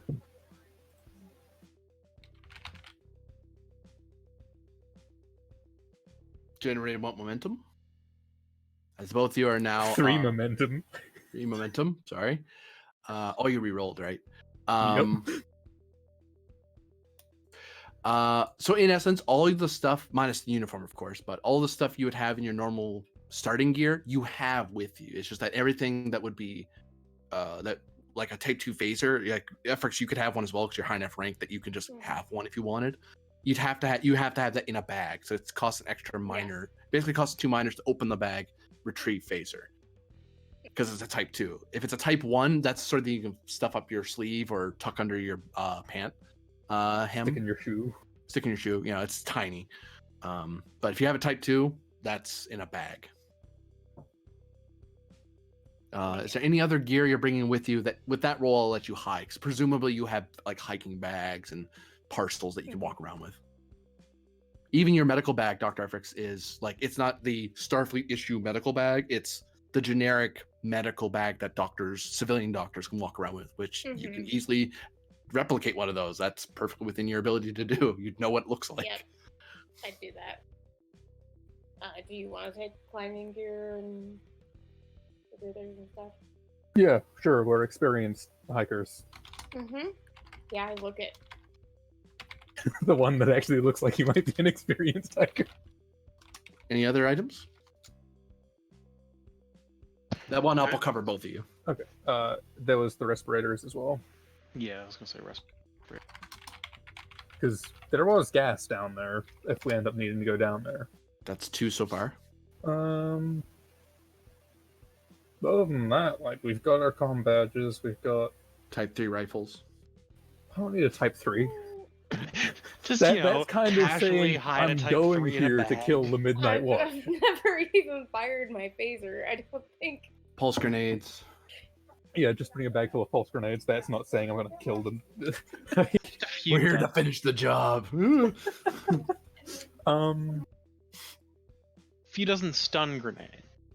No, I mean, we're here to meet someone. Yeah, just as long as I have that other badge. I mean, he's probably bringing image enhancers, but that's kind of something he normally brings and doesn't cost anything, apparently. Yeah. Yeah. Because it's so common. Yeah. If you had gotten all the way out there and then forgot, I might have said, you didn't say you brought it. Yeah. It's something that he... I know, I'm trying to think of things that, like... Yeah, like, I don't think we need anything else, really. I say that, we're going to need something else later, and it's going to come to bite us in the ass. I don't think we're going to need anything else. I'm willing to say, Dr. Efrix, as well, if you're thinking of any like medical Mhm. Look, because you have your med kit with you, I'm willing to let you spend on the spot to have it if you want to. Like, hey, Okay. like say, for example, neural calipers or cortical stimulators. Yeah, that might be I'm something that really you would have in your hoping- bag. Yeah, I'm really hoping we don't need any of those things. Yeah. I will say you won't be able to bring a bio bit with you in your bag. That's fair. Just on the off chance, I know we're kind of off of the Calcat thing right now, but what about the portable Calcat? That's, if I Diffuser? remember correctly, that's 1 opportunity and 2 escalation. If you want, we can backpack it. Yeah. Is it worth it? Given your track record, yes. Okay. That's 1 momentum. I gain it, and I gain 2 threat. Okay, so there we go. So I think that's it, and that would be 3 momentum that we go down, and you're good to head out and talk to this person. I don't know why I couldn't think resonance device. All I could think of was diffuser, and I'm like, well, it's not incorrect. That's probably in Varder's pack because can carry it easily compared to smaller Nobulin. Am I wrong? I mean, maybe. Any other preparation you do before you go? Should we tell people we're leaving? Not necessarily where, just that we are.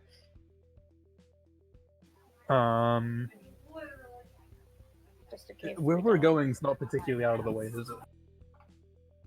It's on planet. It's on, yeah, like it's on planet or on Earth.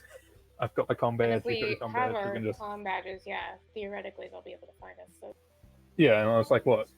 Just, I don't even need to take it out of my sleeve. I can just tap an SOS on it, and that should be picked up by someone. So yeah, there's security stations all over the planet that be like, who's tapping SOS on the comm badge? Let's pay attention to that. Track it pretty easily. So, yep, I think we're set. Okay.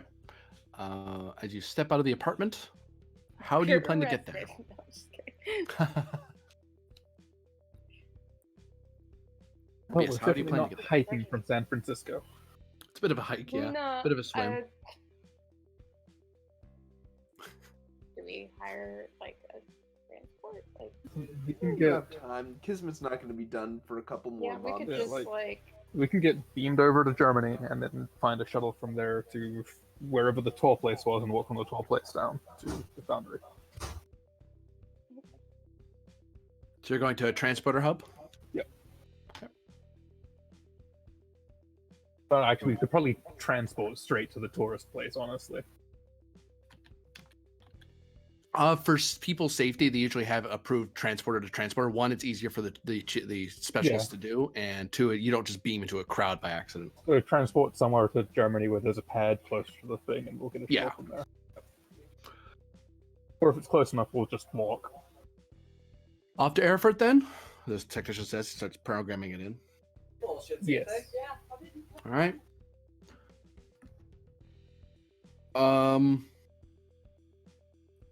Excuse me. Can I see your identification, please? He stops transporting. Like he's about to looks at something on his panel and then puts the hand away and looks at the two of you. I'll get that out. Yeah.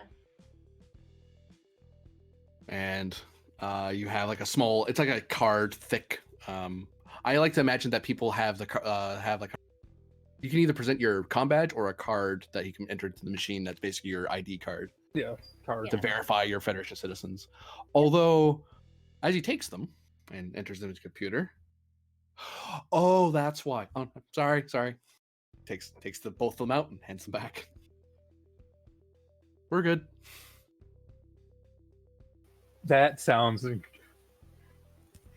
don't like that. Probably just realized our rank. I mean, that's okay. There could be a more innocent reason. I'm just infinitely suspicious. Well, You can roll. You can roll insight plus con difficulty of 1 actually. I mean, it's probably just the fact that he had to scan you, and you have phaser. Yeah, I yeah, but I'm also infinitely suspicious. Hey, got it. Yeah, when he started getting ready to take up your pattern, he saw the Type 2 phaser. Oh, I'm not transporting you nowhere. Who are you? And why do you have Type 2 phasers? Like his Yeah, hand so was it's- like by protocol. The minute he saw it, his hand was resting on a panic button. And if you did anything weird, like he got knocked over or shot, there was gonna be alarms blaring and security rushing in that room. It's basically, oh, you're actually Starfleet. Oh, you're Starfleet. Oh, you're supposed to have those. Yeah. If you're hiding them, that's none of my business. For some reason, you need them. I'm gonna leave it alone. But hey, infinite suspicion has come in very handy. Yes. No one can deny that. Oh, This is true. Efforts just winks at the kid. Smiles. Energizing. He looks very relieved that the two of you are no longer in his transporter room. What is it with this planet? I swear, it's supposed to be an easy job. It's easy. Nothing bad happened. You say that now. Captain Grennan. Yes. Sorry. It's okay, I forgive you. So you're sitting across the desk from a certain professor at Starfleet Academy. Thanks for seeing me, Professor Wright. Oh, no trouble, no trouble. What's bothering you? Well, it's been what?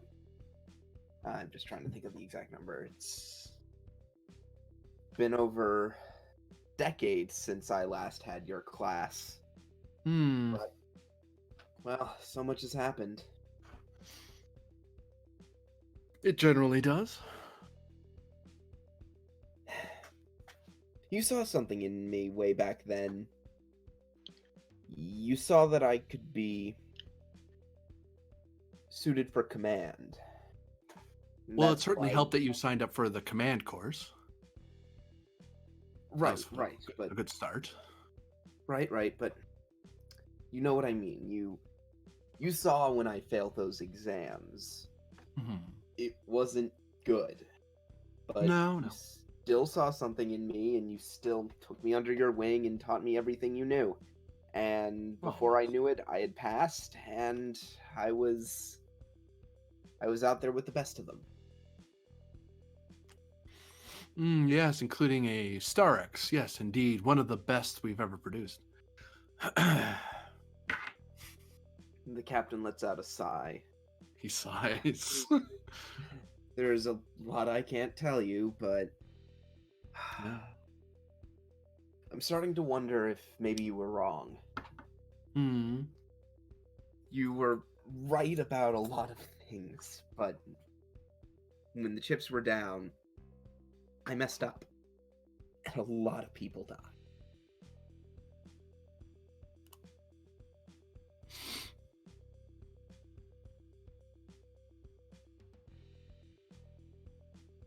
And the fact that I'm so unsure, maybe I'm not fit for command.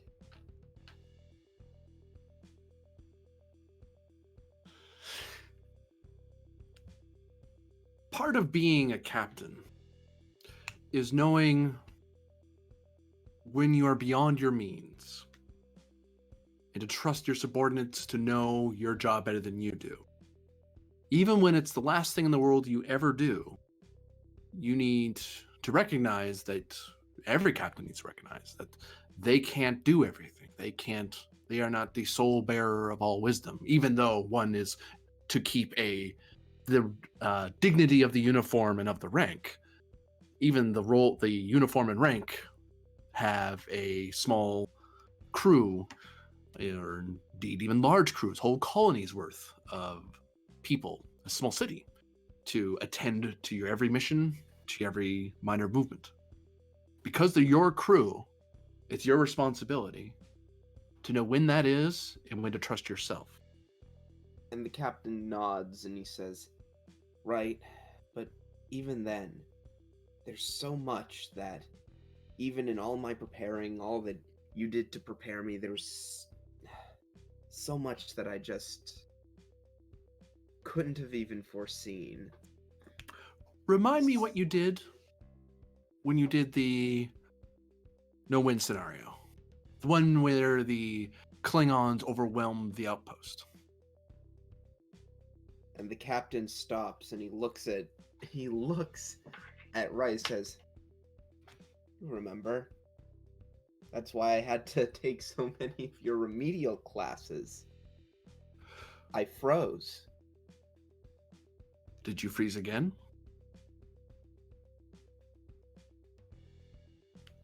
Did you choose not to make a decision? I came this close to not making a decision. But you did, and it happened to be the wrong one. Right. Do you think if you made a different decision, things would have turned out different? That you would have been victorious? I do. And that's why you need remedial classes. You don't. You can't possibly know that.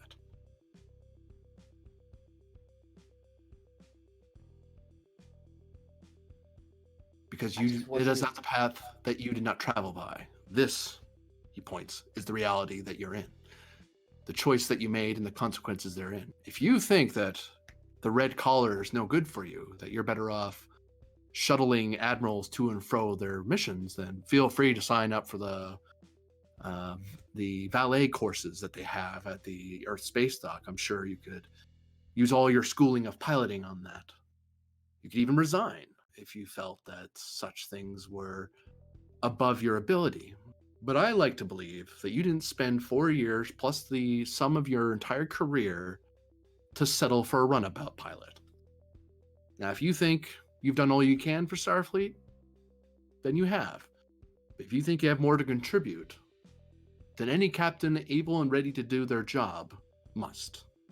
For if we don't, the darkness around us closes in, and all is lost. At this, the captain looks to the placard on the professor's desk that says that he's like the professor, that he is a Starfleet Academy professor, and he says, you're the last person I want to hear this from, right? And he gives sort of a wry smile. Well, someone has to tell you a lot how to do your job.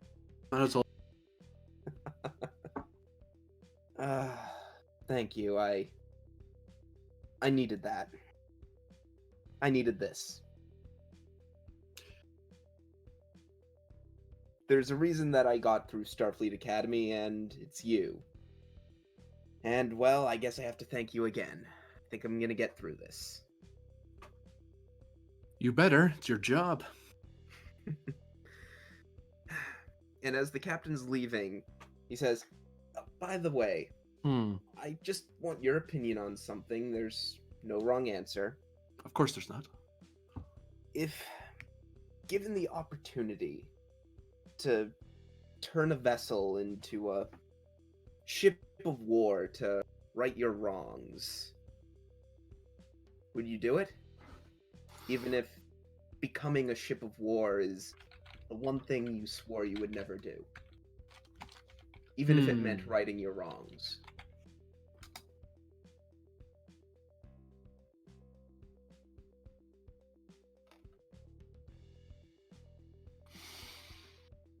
Well,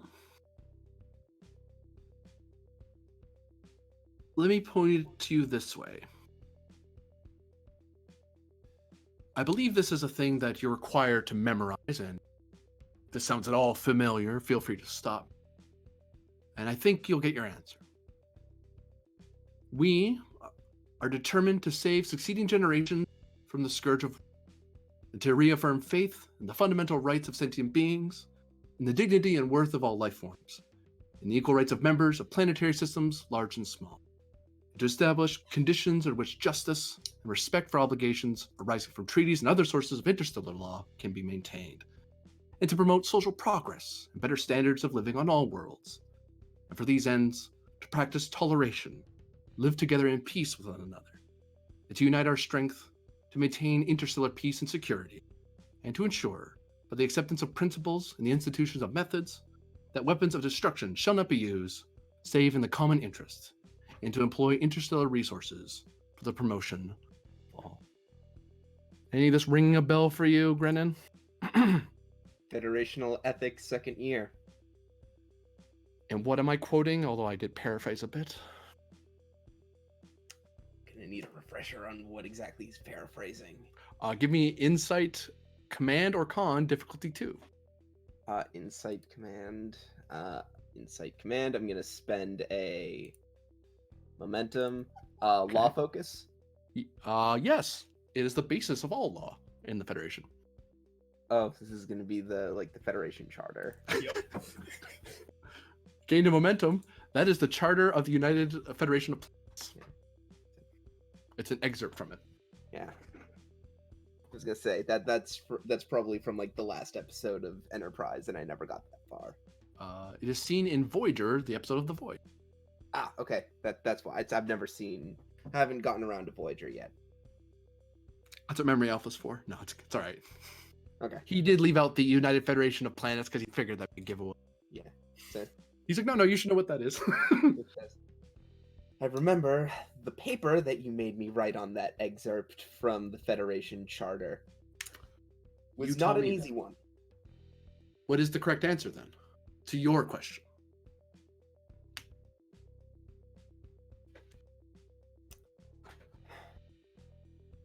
Thanks. Good day, Captain. Hey, Professor. And the captain leaves. New scene as we cut back to someone in grave mortal danger. Damn it, Myth. But the music's so calming. You've refreshed all your stress as you've taken some time to investigate each of those paths, and you've drank of knowledge, and you're satisfied that for now at least you've answered what you feel like answering. You can come back to these questions later. Or not at all, really.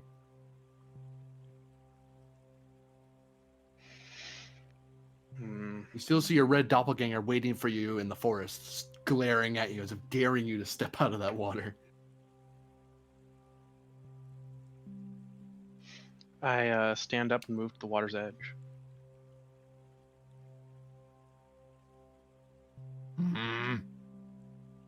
Greetings. Greetings. You are very determined. Yes, we are. I respect that. Comforting. Can you bring me that? And Myth points to a branch. Oh my god.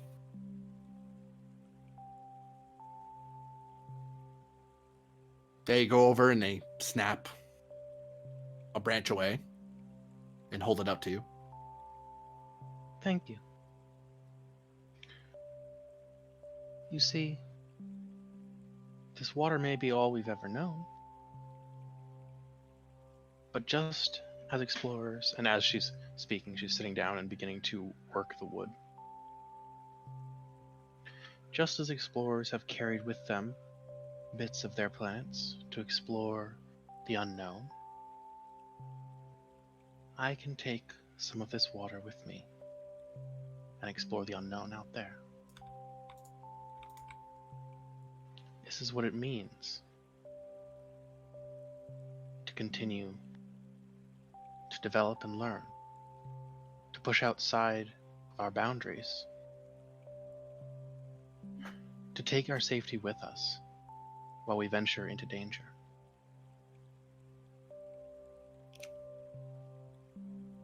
You can give me presence plus, I would say con. You're actually taking certain pages from the Starfleet coda, if you will. Not precisely their laws, but it's the reason they're out here, their mission statement and so forth. Well, I'm going to spend my determination for that, probably. It's opposed because they're convincing you that where you're standing is perfectly fine. Yeah. So, presence con is a total of 10. So I'm spending my determination for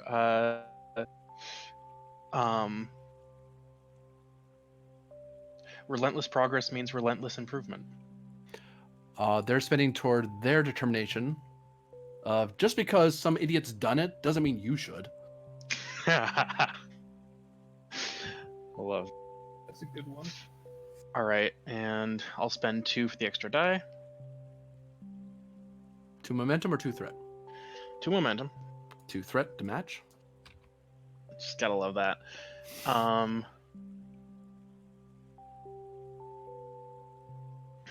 And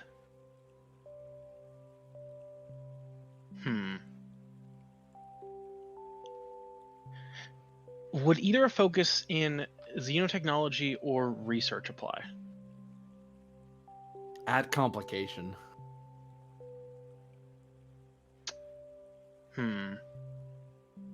Yeah, I'll do it at complication. Complication bumps to 2.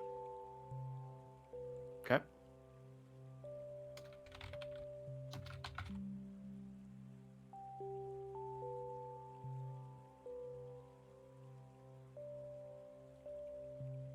Got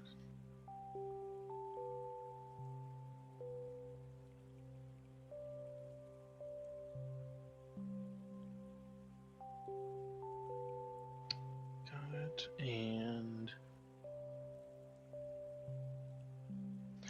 I am burning my Starcross to double my focus range. Man, they can't do that. Whoops. Whoops. You're not there. Sorry.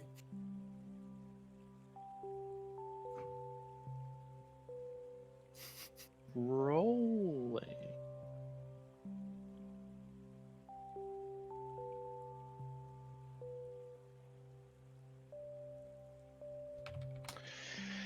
God fucking damn it. Watch your language. For reference, that is, oh god, 2 hits. Because your stats are bad for this sort of thing. My stats are terrible for that sort of thing. To be fair, that complication increase didn't matter because I was still in at 20. Do you have a normal milestone to possibly reroll your value? Ooh, let's check that. I do have some normals. Although, did any of them have to do with you debating the finer points of science and exploration of planets? Well, let's see. One of them does. It dovetails into what you're already doing. Mm-hmm. I think I've got 1 or 2 that would work. That one there. Which one? The one asterisk. Yeah. Yeah. All right, I'll burn that. Okay. To what value? I have to ask. I'm just gonna burn it toward just because it hasn't been done before doesn't mean I can't do it. Yeah. As this person's making really good points that, wow, it really is safe in the water. And yeah, exploration's fine. Wait, hold on. Let's think about this. You could totally convince this person. Yeah. All right, and yeah, I'm re-rolling 3. Yeah. 1. I got 1. Hold on, let me check what that roll was. That's a crit. Because my doubled range is 6, and that's a 5. So that's 2 successes. You tied. Didn't you spend your determination? We did both they. did. 'Cause apparently these apparitions have determination. You can succeed at complication by inviting them to come with you. Ooh, yeah, that's perfectly in character, honestly. Oh boy. I'm going with you then. You are certainly welcome to.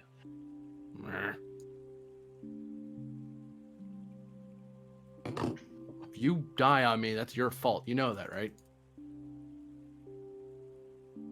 Potentially. So potentially about it, you numerical calculation machine. Mumble, mumble, mumble, crumble. They seem to be following you now. All right. And just to be clear on what I did, I fashioned the branch into something that holds a bit of water, and I'm carrying it with me. Actually, you know what? Give me control plus command difficulty of 2. All right.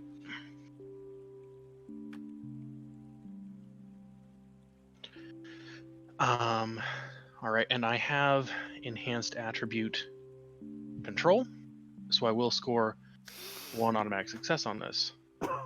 Yep.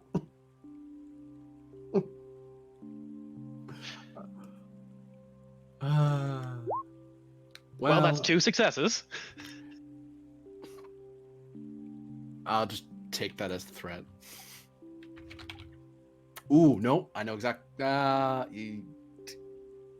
I'll take it as threat. I had to think about that. There is a way to screw you up a bit with that, but I'm fine. I'll save it for later. You realize that you get the feeling that you've realized now that you can fashion this world, but it took for it to be permanent. You kind of had to focus on what you were doing, and the spoon is precisely down to the nanometer, if you get what I mean, like super tiny detail is exactly what you were looking for, which is far more detailed than you could have possibly done with your bare hands. Like, you're strong and you have fine motor control beyond most humanoids, but this looked like you did it with tools, like with laser cutters and stuff like that. You basically have an advantage of having a cup of knowledge, or a spoonful of knowledge. You do realize that you could dash away this person by splashing them with the water, or you could save the water. Yeah, I'm going to save the water. Okay. But with that realization, what I will say is, what is your purpose here?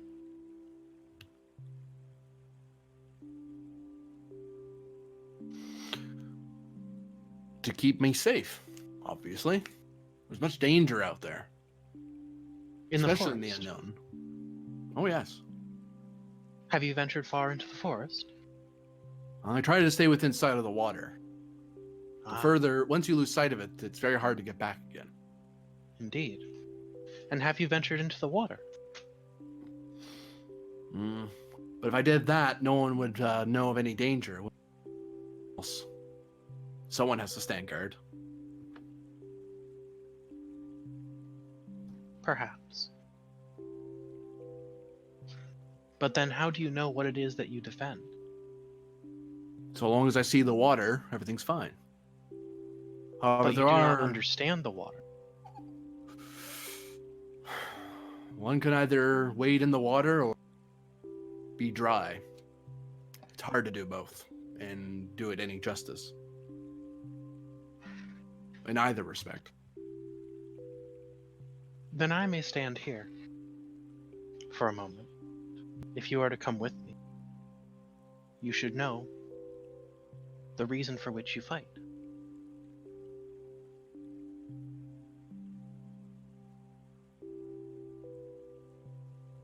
They look at you in silence.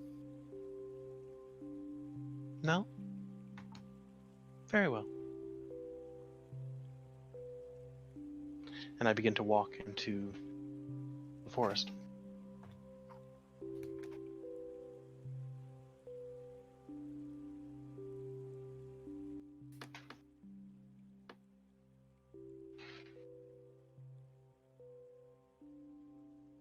Oh, wrong thing.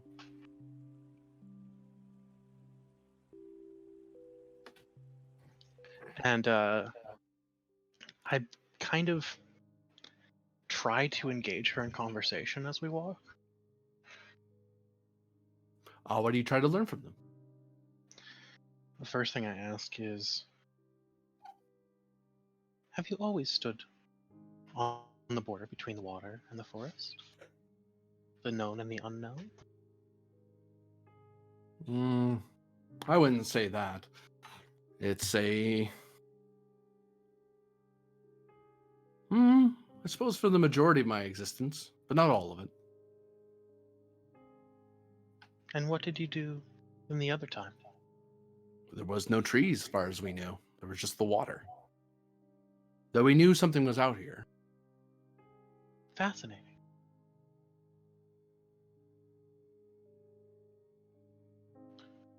So the trees arrived at a certain time then? They always were. Well, one But they were- presumes. But they were unknown to you.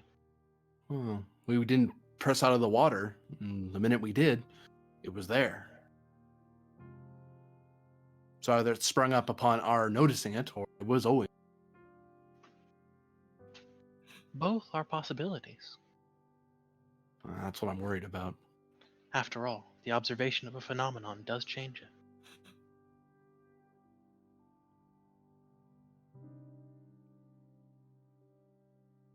As you press through the woods and the trees get closer and closer together, and it gets harder and harder to about, standing in the only path that seems available to you forward, in a space just big enough for them, is one in a much darker, almost crimson blood red military uniform of some kind, with a Type 3 phaser rifle in their hand, and they kind of aim it at the two of you, but don't fire. Greetings. Go away. There's nothing for you here. You are danger. There's something else. The one next to you mutters. You shut up. That's not one of us. I said shut up. And they fire. At them. And they vaporize instantly.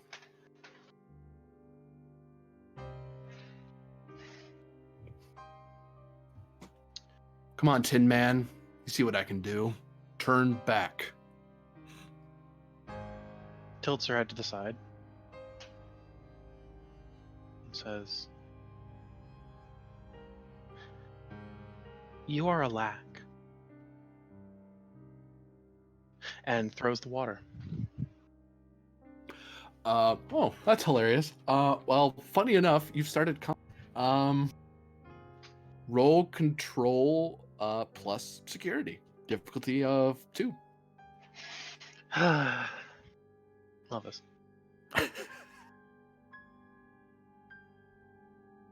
Roll for water fight.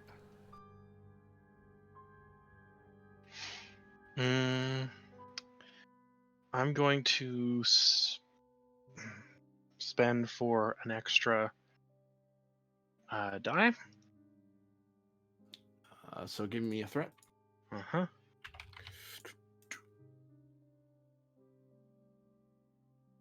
All right. I do not have a focus here. Rolling. The dice do not like me today, but that is 2 successes. Because of control. Yep. You splash them with water, and they kind of they're flailing about, and they kind of try to get away from the water, but they kind of put themselves in a niche, so they kind of have nowhere to run, so they're just kind of thrashing in place. And they their skin seems to melt away and reveal something. And you see before you not yourself, but a Romulan. He loses his turn because he's panicked. Something bad. He's confused about what's happened, and it looks alarmed at themselves, like, oh, that was supposed to happen. And looks at you, alarmed, wondering what you're going to do. Punch them. No, I'm in a weird space. I'm not punching people. I'm going to use knowledge. I'm going to knowledge punch him.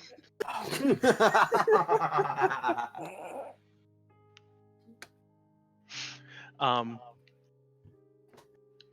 move up to him and say, "You do not belong here. You do not belong here, and I will make you leave." And force my arm into him. Hilariously, reason plus command. Oh my god. Difficulty 2. Force my arm into him sounds like punch. I think you could probably... That's why I'm knowledge punch. I mean, it also sounds like something else entirely. Shush you. You Get your behave. mind out of the gutter of him. It's not Gurnan we're talking about. All right, I'm going to spend for a third die again. Okay. Yeah, missed like 3. How dare you? Reason That's command. true. All right, God. that's 3 successes and 1 complication again, because I can't stop rolling 20s. Wow, that's a lot of 20s. A lot of 20s. People One of them was a those. 9.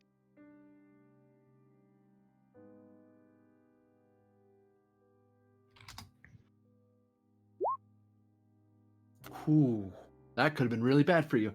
The person across, you may roll 7 challenge. You suddenly take 2 damage from the strain of somehow forcing your will upon a thing that is in a place of will, which is starting to confuse parts of your neural net and cause a logic loop. But thankfully, there's backups for that, so it kind of just goes off there and loops itself to oblivion for a while. Right. That could have hurt a lot more, 7. because a lot more of your brain could have been engaged on that particular problem. Mm-hmm. Here's 7.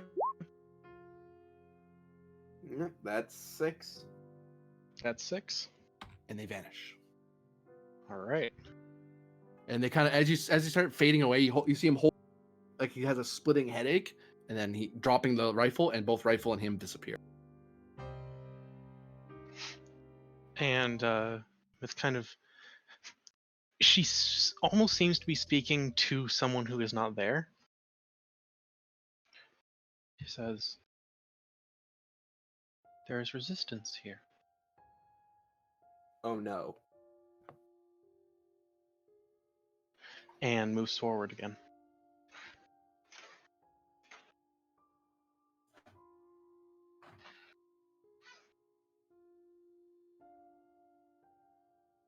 You see yourself, Starfleet uniform, same rank as you, but their skin is obvious. You of anybody would notice the difference. That's human flesh, and you've seen this person before, but they were laying down. They were very much asleep at the time.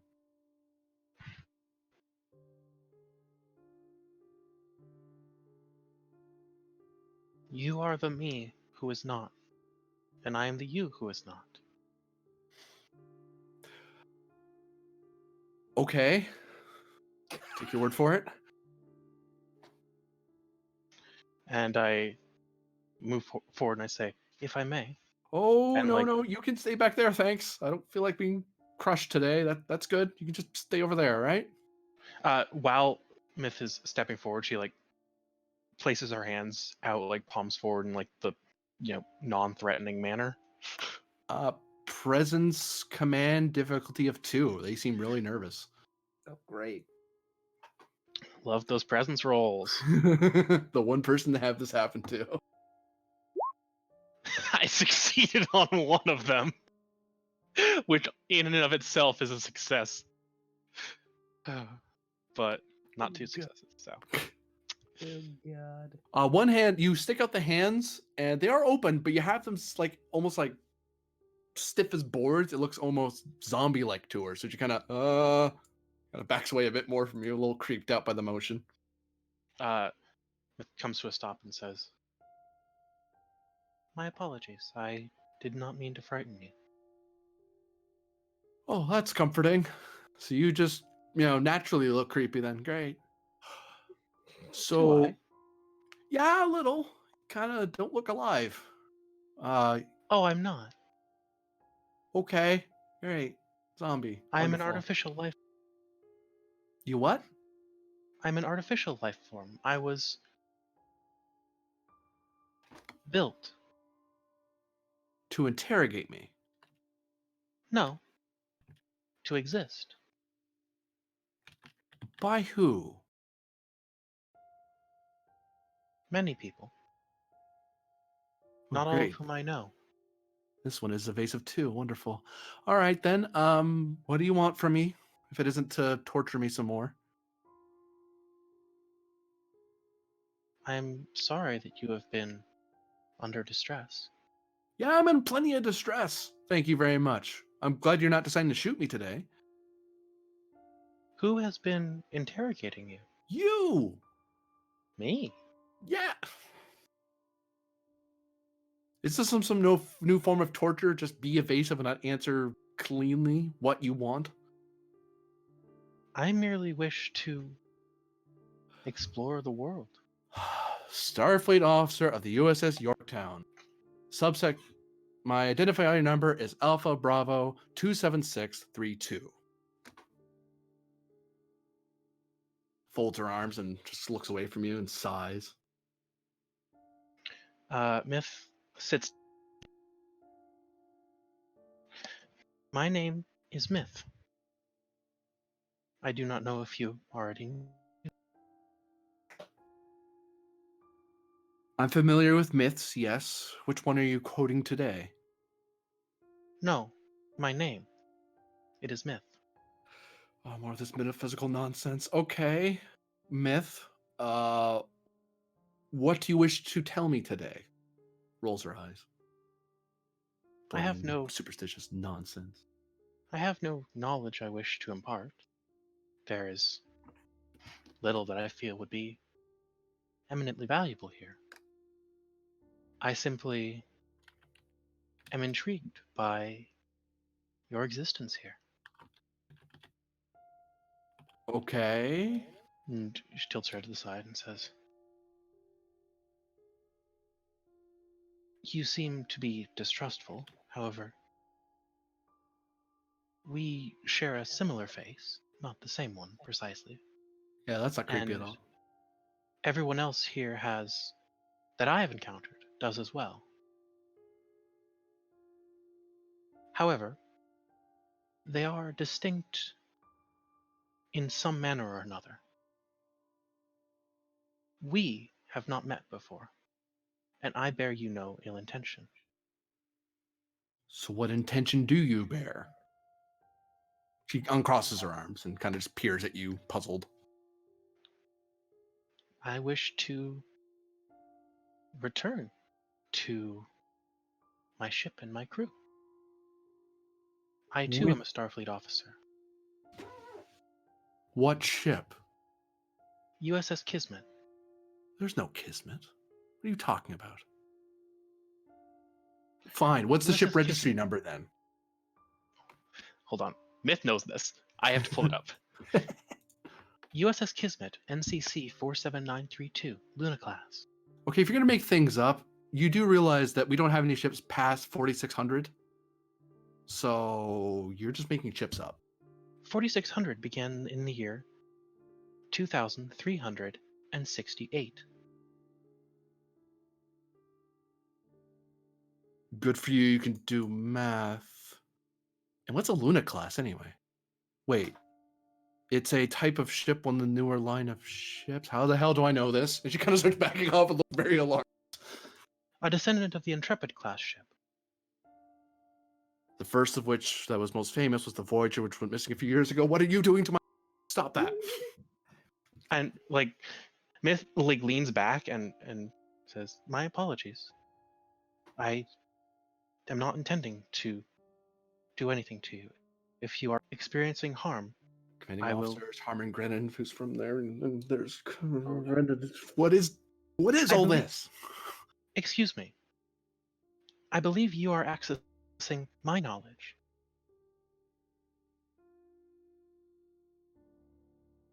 Your name is actually Myth. You're not from here. You're not part of this. No. I don't know what that tells us. Hi, Myth. Greetings. Yeah. Okay. This is freaking weird.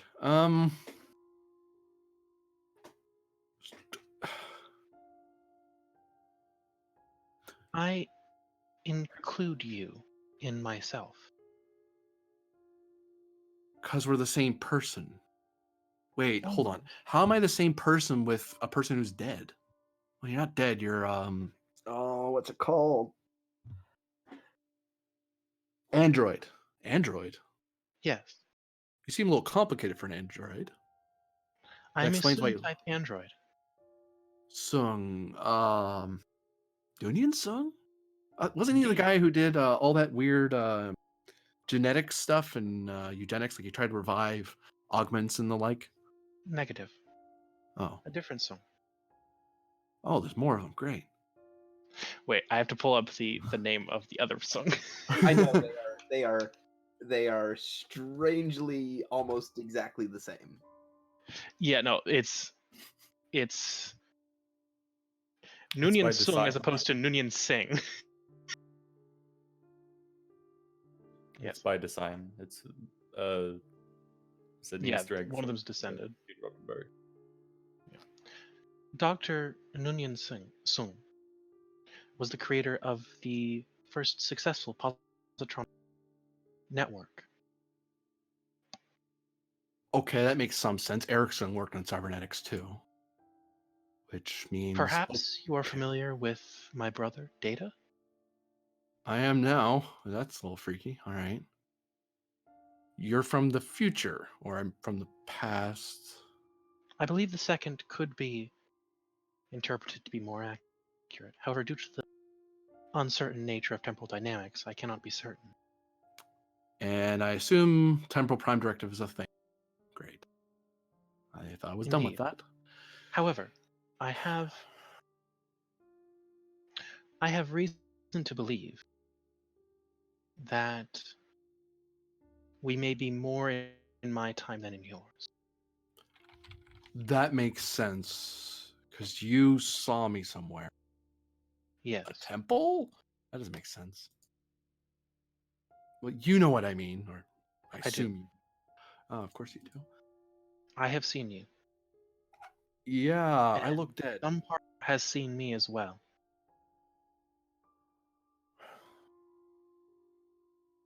However, I do not know if you were of your faculties at that point in time. Yeah, I had this weird thing. I was in the middle of this forest all by myself. I was fine. And then suddenly this lake appeared nearby. There's a bunch of clones of me, but they all knew way more than I did, so I just stayed away. Next thing I know, the trees start closing together, and there's Romulans with disruptor rifles hunting me, so I just hid here since they can't get in this deep. They kept calling out for somebody, but it wasn't me, thankfully. So they're probably after you then. Presumably. Why? You're an officer. You have knowledge. Why would the Romans want you? You don't have my knowledge, so why would they care? I may have your knowledge.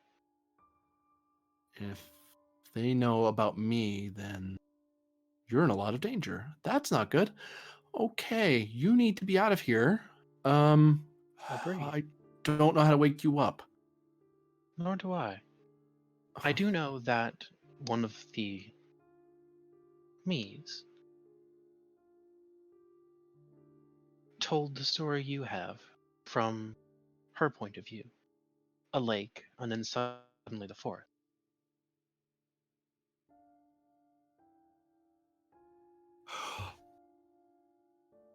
I believe we were merged. We're interfaced. Yes. Neurocybernetic interfacial. Oh, that's why. That's why this makes no sense. Okay. Wait, but that means one of us is subsumed and one is the primary. How are you the primary? Has artificial intelligence gone that far? How is that possible? My positronic brain is significantly more complicated than a human neural pattern. Positron. It is very complicated, and I don't want to think. Great. Well, actually, isn't by that point, unless she's like super old, wouldn't she know who Data is? Because wasn't Data like a pretty big deal? She's before Data. Okay. That's why she doesn't know what positronic brains are. She's like, how is that a thing? Oh, that's how. That's or at least before complicated. Data like graduated the academy and such. Okay. So that means all right. Oh, Myth. Yes. Wake up subroutine. You're in a diagnostic cycle or someone's forced you into it. So just wake up. That's annoyingly simple. I can't believe all I had to do is tell you to wake up. That is the most annoying thing. I will attempt to. And then Myth just wakes up. I will attempt to wake up. You wake up. God damn it.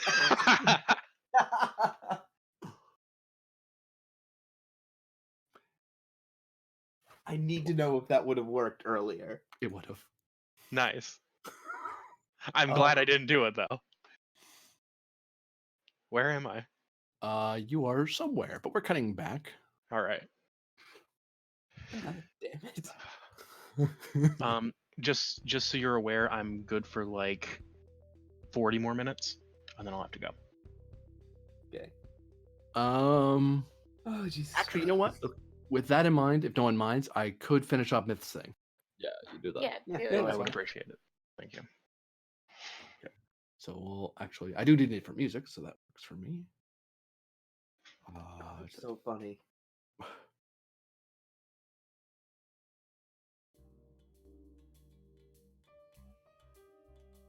Is that the music you needed? Yes. Brennan's theme.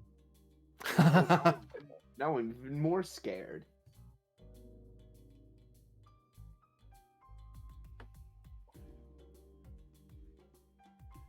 That's in an eternal elevator. Yeah, pretty much. Oh, I actually do this on a different layer. Dang it. I get this hard on my nails. Map layer. There we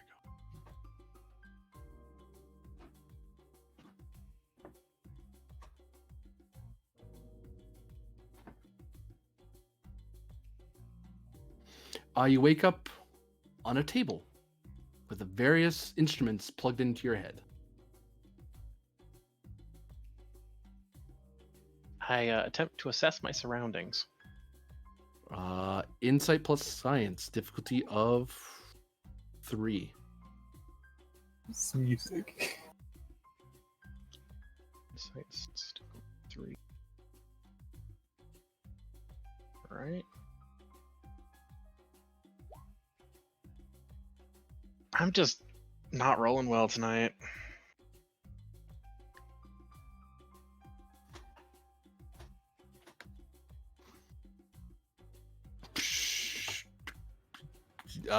It looks like advanced technology that interfaces with cybernetics in some way, but you could have guessed that on your own, really, but you did. Yeah. Oops. All right. Do I appear to be restrained? No, you just have a bunch of things plugged into your head. I attempt to move. You feel a very firm tug at your on your head. Like as you notice, the cords attached to the wall are pulled taut as you try to sit up.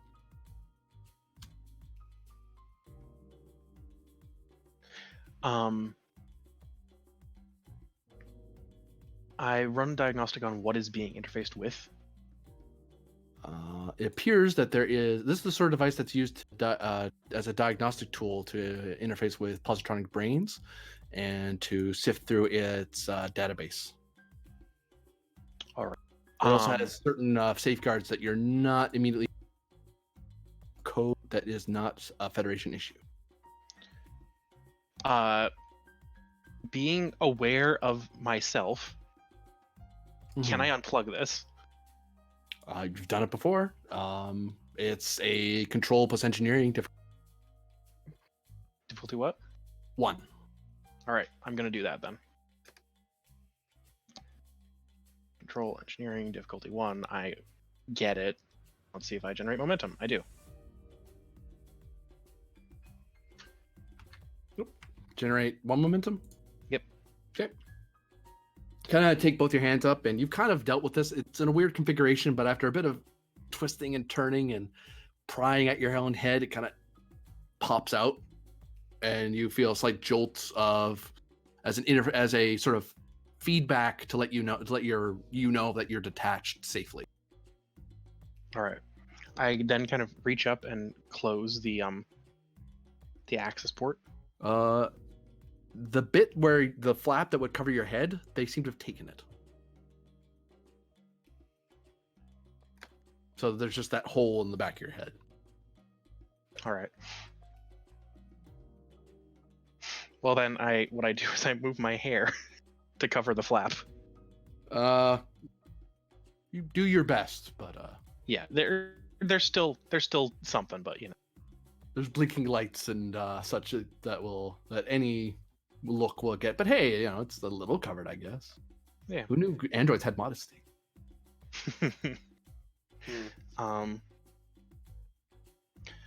Now I sit up and get off the table.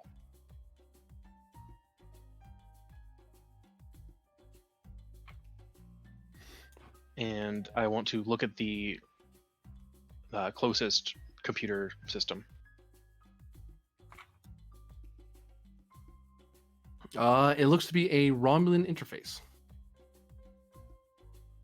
Unsurprising. I'm going to attempt to access it. You don't seem to have the correct access codes. You'll have to break into them somehow. Mm-hmm. What level of clearance does this look to be keyed to? Some sort of give me insight plus con difficulty 3. All right. You're not exactly brushed up on Romulan protocol. Indeed. We'll see if I get this. I'm not going to spend for anything. I do. Just on a lark, you happen to read a report way back during the war. So you pull up that old file. And this looks to be a... oh, that's fun.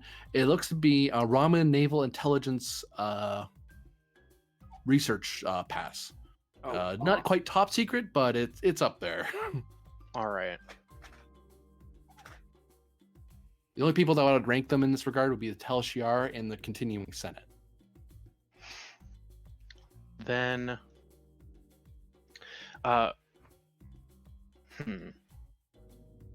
knowing that, how hard would it be to attempt to gain access?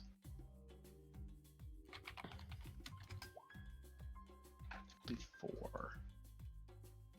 All right. That would probably be Reason Con or Control Science, I'm guessing. It'd be Control Science, yeah. Yeah. So, I'm gonna try and do that. Okay.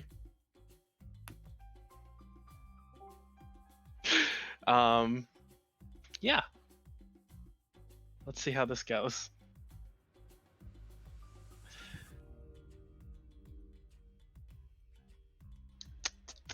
Buying 1 die with momentum.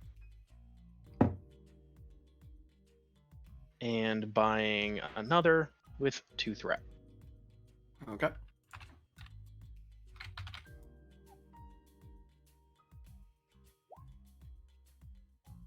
Jeez, That is let's see, 7 successes.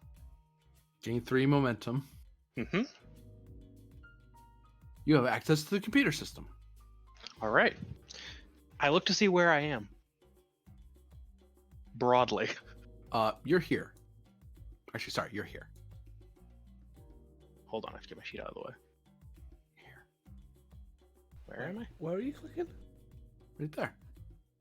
Oh, I'm not seeing anything. I'm still We're looking on at the San Francisco. Yeah, we're on the San Francisco map.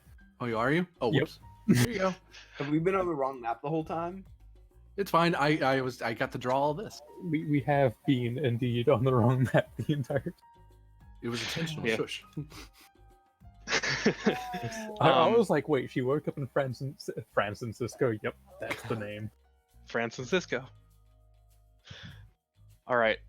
Does this database have a record of where the broader base is, or whatever this location is?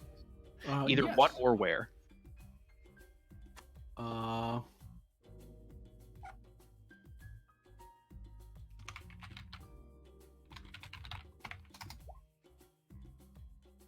Zeta Pictoris. That sounds vaguely familiar. I don't know why. It might just be because it sounds like it, but...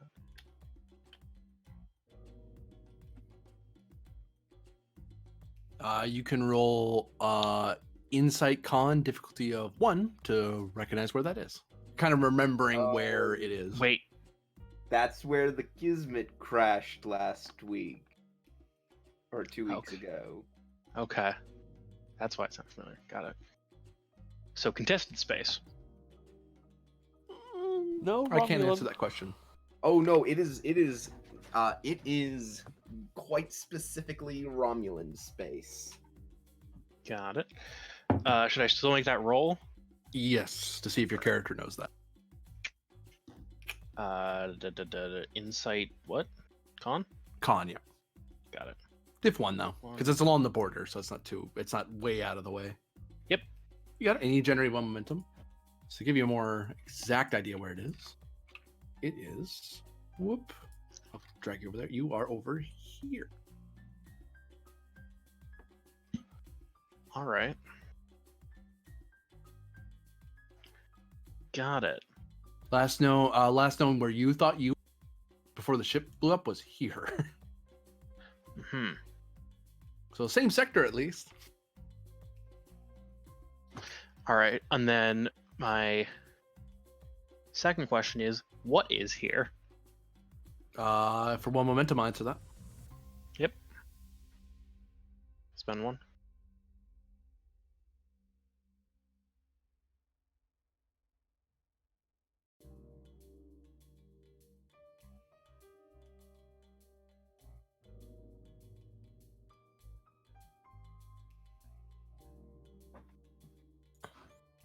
Sure, I'm on the right page. I am. So there's various ramens and various other rooms, and there needs to be a underground complex within one of the planets, and there seems to be a hangar bay for what appears to be a Romulan scout ship.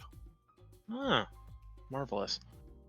I look around to see if there's any data storage devices nearby.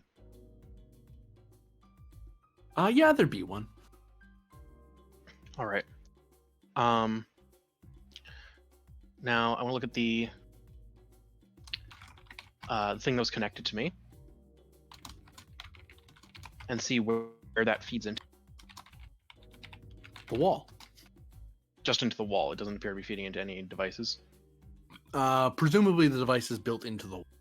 Actually, starships would have a similar thing. You'd have it. The main computer is the ship usually, or a facility. Especially if it's something really complicated like mapping a positronic brain. You kind of need a lot of power to do that. You really couldn't do it with a tricorder. No. Yeah. All right. So now that I'm at the computer, what I'm going to do is try and figure out what they were doing with me. Like, see if there's anything listed here. Reason, science, difficulty of 2 would be higher, but you have the computer's kind of. I'm assuming the computer's helping you look stuff up because you're the head researcher. You're supposed to look this up. Mm-hmm.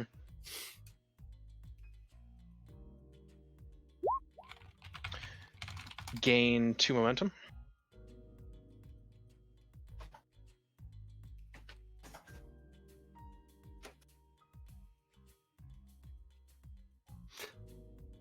It appears that they were trying to reprogram you using a format that they tried to do some time ago, a few months ago. Brendan knows what I'm talking about, but they're using a similar technology to manipulate you into acting as as an agent of theirs. All right. I'd like to put those files into the data storage device that I found. Okay.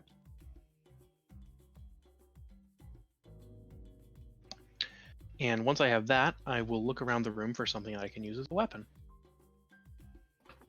For momentum and one. Hold on. Let me figure out the math on this. Sorry.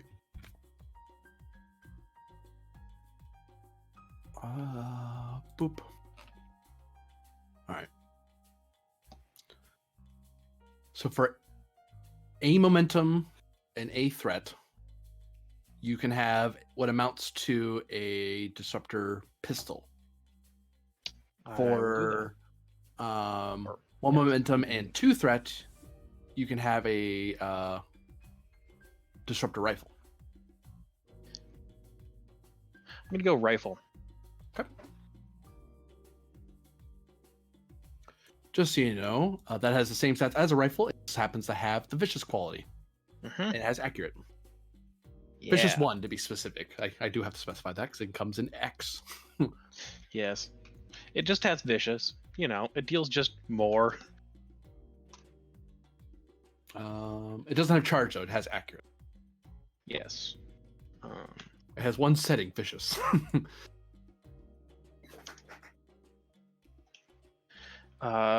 Rifle is 4 base. Oops, I don't like that. It is 4 base. Yep. Cool. Just thought I'd enter that because it might become relevant. And with that, I'm going to activate my tricorder, just conveniently built into.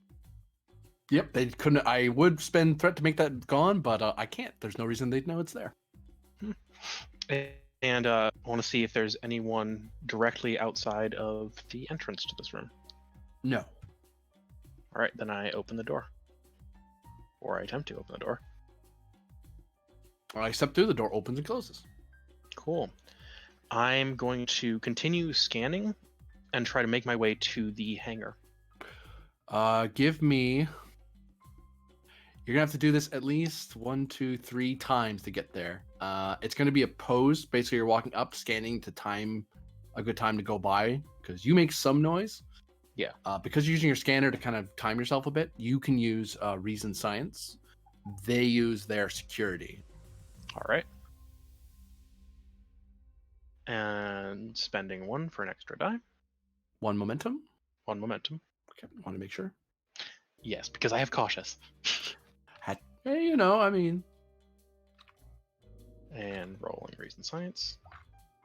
I'll spend 1 threat. 3 successes right now.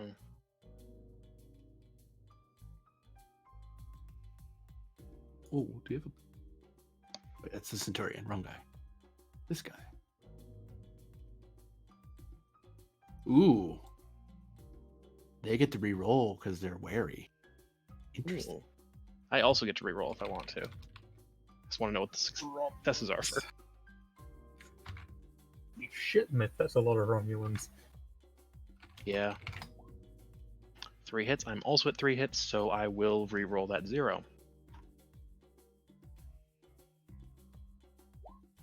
All right, I'm at 4 hits now. 1.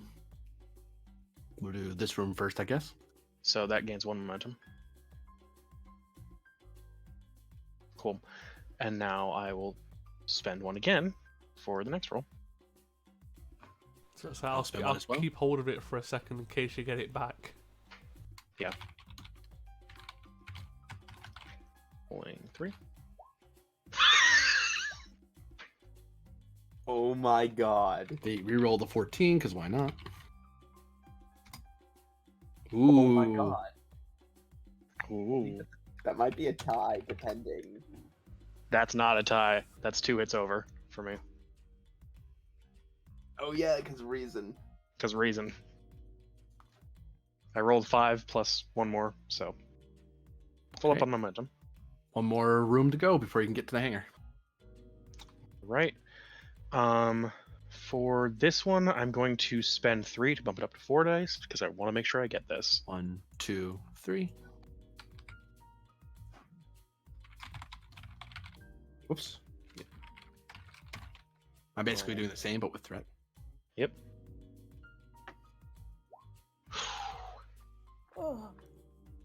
Do I need to reroll any of that? I do. I'm rerolling that 13. I'm rerolling that 20. I'm rerolling the 20. All right. 4 hits. 3 hits. All right. So 5 momentum. God. Or no, 4 momentum. Yeah. So you're basically here, more or less. Yeah. You haven't crossed into the hangar yet. You know there's guards in there. Yes, there's guards in the hangar. That's why I have a disruptor rifle.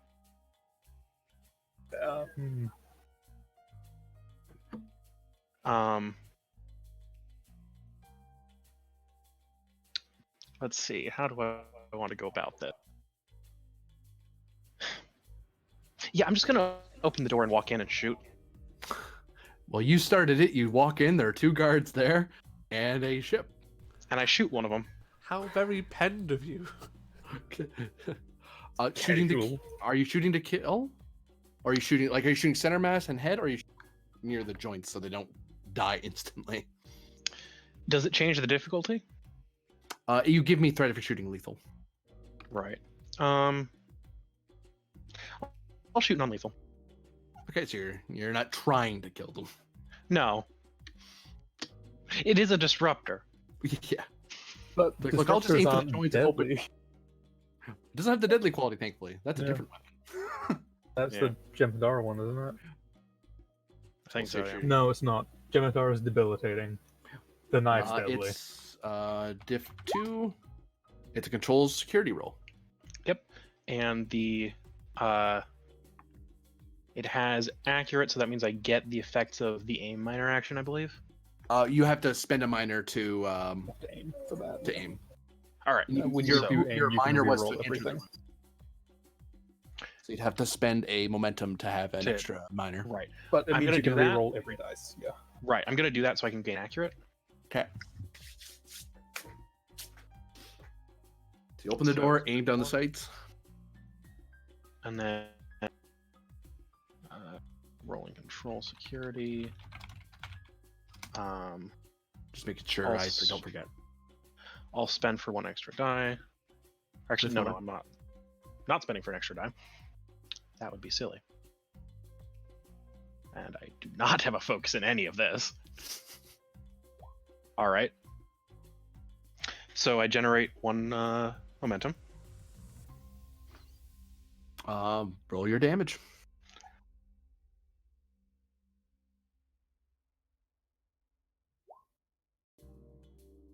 So that's 6. He's going down. All right. Done. And then, let's see. Can I quick to action myself? You can swift task for Right. So 2 momentum and increases your next attack, with your next action with 1 difficulty. I'm gonna do that. Okay. So swift task, shoot the other one. Oh, it's in the picture. I thought there was a thing on the screen. I kept trying to wipe it away. Oh, I hate that. All right. So that's that. I'm spending 1 to bump up to 3 dice.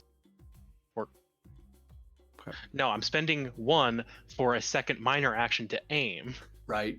again. Got to spend 1 more for an extra dice as well. So there's diff 3 now. It is, but I also have a free success and reroll any fails. True. Safe side. Safe side. Bump up to 3. Come on, complications.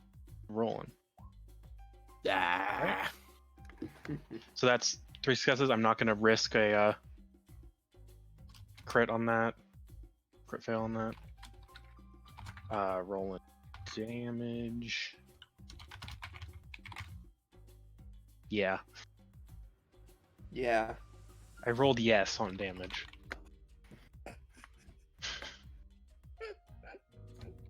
Just yes.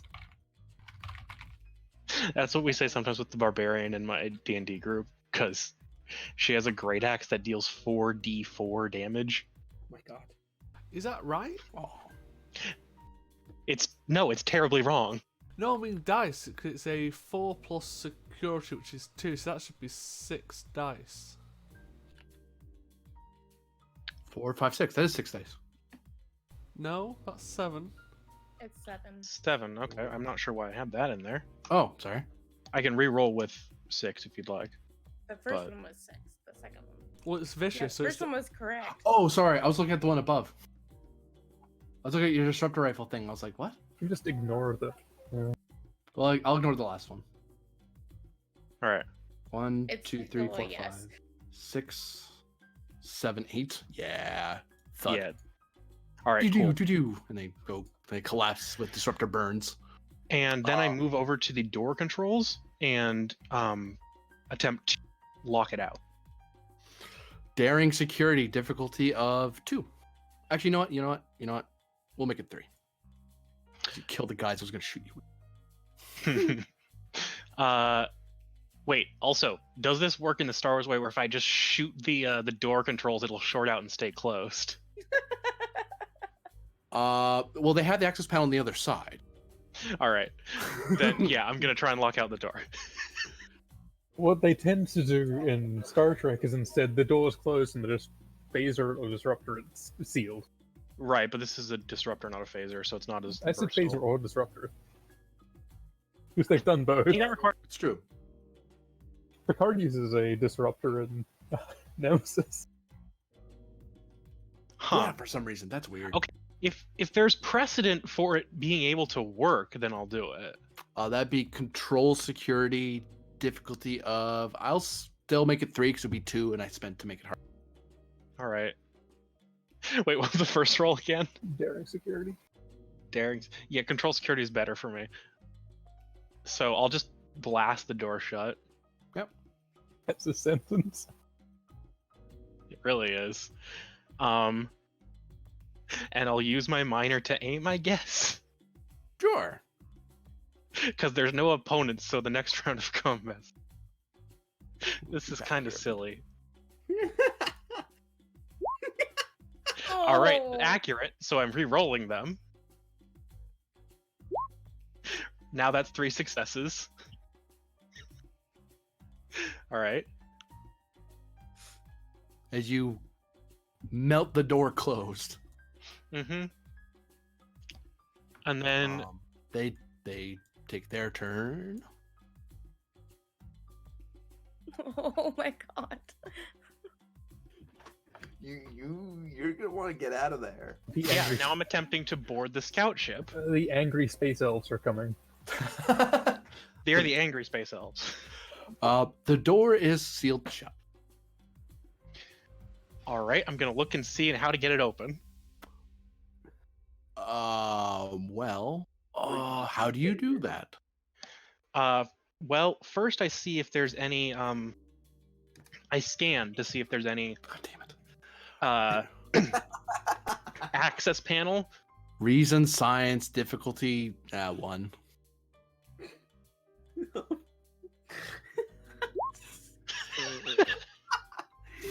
3 momentum. Yeah. When they were looking, you're like, oh yes, this is not reason. Oh man. Ping, yeah, you find the door. All right. Do I have to do anything to get in then? Yes. All right. Are you doing a combat still a thing? So are you going to swift task this? Or? I would. Momentum goes up. No, I will pass to what they are doing. All right. So these 3 open fire on the door. All right. You know what? These 2 will just assist.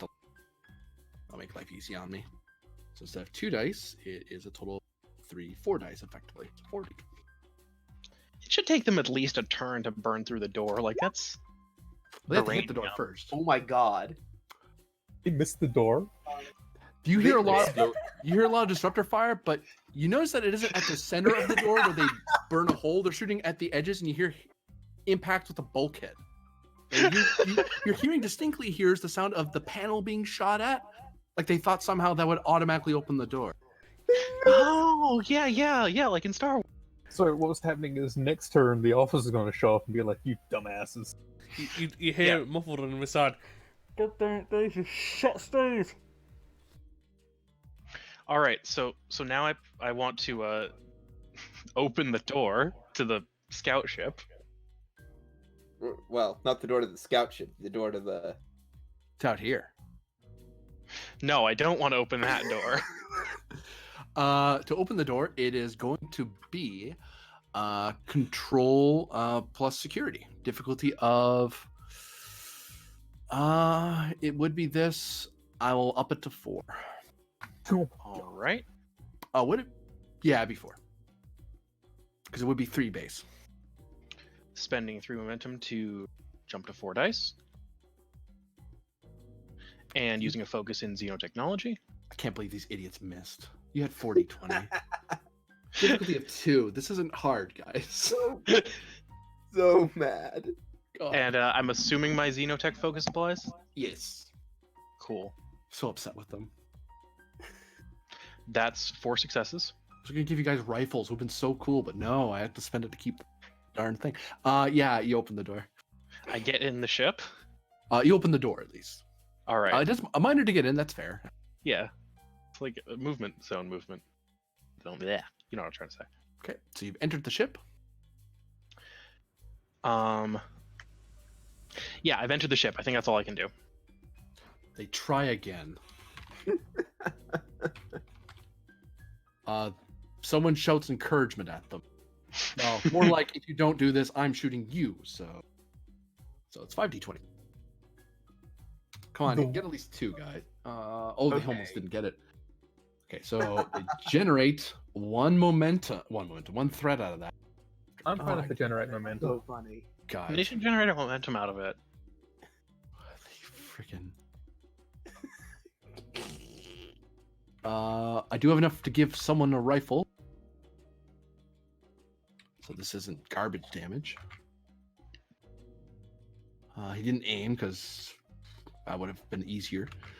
But he can aim next time. As he's pointed out that, could you not shoot from the hip, please? I know it looks cinematic. Aim down the sights. It's a door. Yes, and you missed it. Try using the sights. A landmark idea, I know. Try to shoot the gun. 3, 4, 5, 6. You hear explosions coming from the door as it sounds like a hole's being burned into it. All right. It passes back. Yes. All right. I want to look at starting up this ship. I'll give this to you for free because you're an android. The door's still open. Oh, I know. Oh, okay. She doesn't breathe. Sorry. Minor action. You move toward presumably the bridge. Think of Right. this. Think of this as a Closing Romulan the door, I equivalent. assume, would be a minor action. Yep. And since it's a scale 2 craft, it doesn't cost you the whole round to get there because it's basically this. Think of this as a Romulan version of a roundabout. That's basically what Romulan scout ships are. Mm-hmm. Oh, I think I have art for. I think there's art for one of those around. It's fine. We'll use this for now. But give me that graphic for later because I can use that for future ships. I just grabbed this one. Yep. Came to mind. All right. So I'd like so you- to get the ship moving, hopefully. You need an access code. All right. Take it to your maker.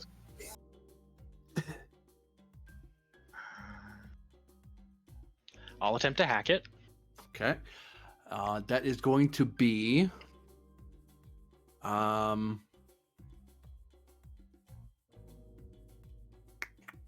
going to call this daring security, difficulty of 3. I would make it higher, but I don't have any threat. All right. Well,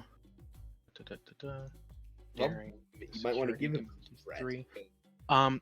I'd like to. Hold on. Sorry, I have to look and make sure everything is in. Okay, holding on. Not sure what this is doing for me. Sorry, old joke. So, can I use either a milestone for communications computer systems or for security photonics? I would take the first one. All right. To what value? To the value, solutions like problems are limitless. This is true. So that's 2 successes, and then I will. I tap the value. I don't want to die. Everyone has at least one of those. Almost everyone. I'm the one who does the unsmart values. Well, I was gonna say I don't think I have one of those. Mine are So unbig- I have 2 successes right now, You needed 3. and I need 3. I'm going to see if I have another milestone I can burn for a reroll. Oh dear.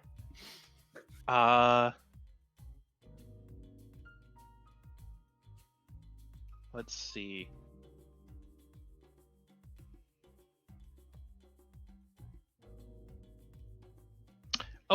Engineering, self-repair.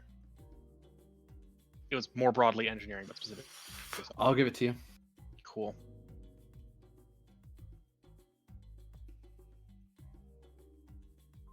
Yeah, I want to get out of here. Daring security is not a good role for me. All right. That's one success. That's all I needed. So I forced the access code.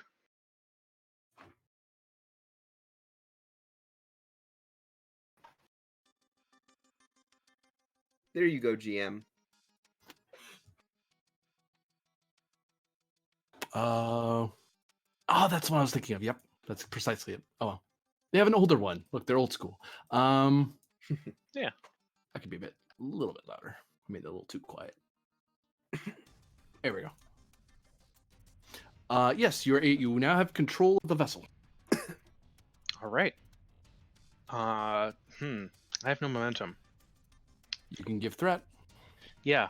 I'd like to give threat to Swift Task to well, first I have to ask the question. A way out of hangar. Existent? The door's currently closed. All right. Ship weapons, power on.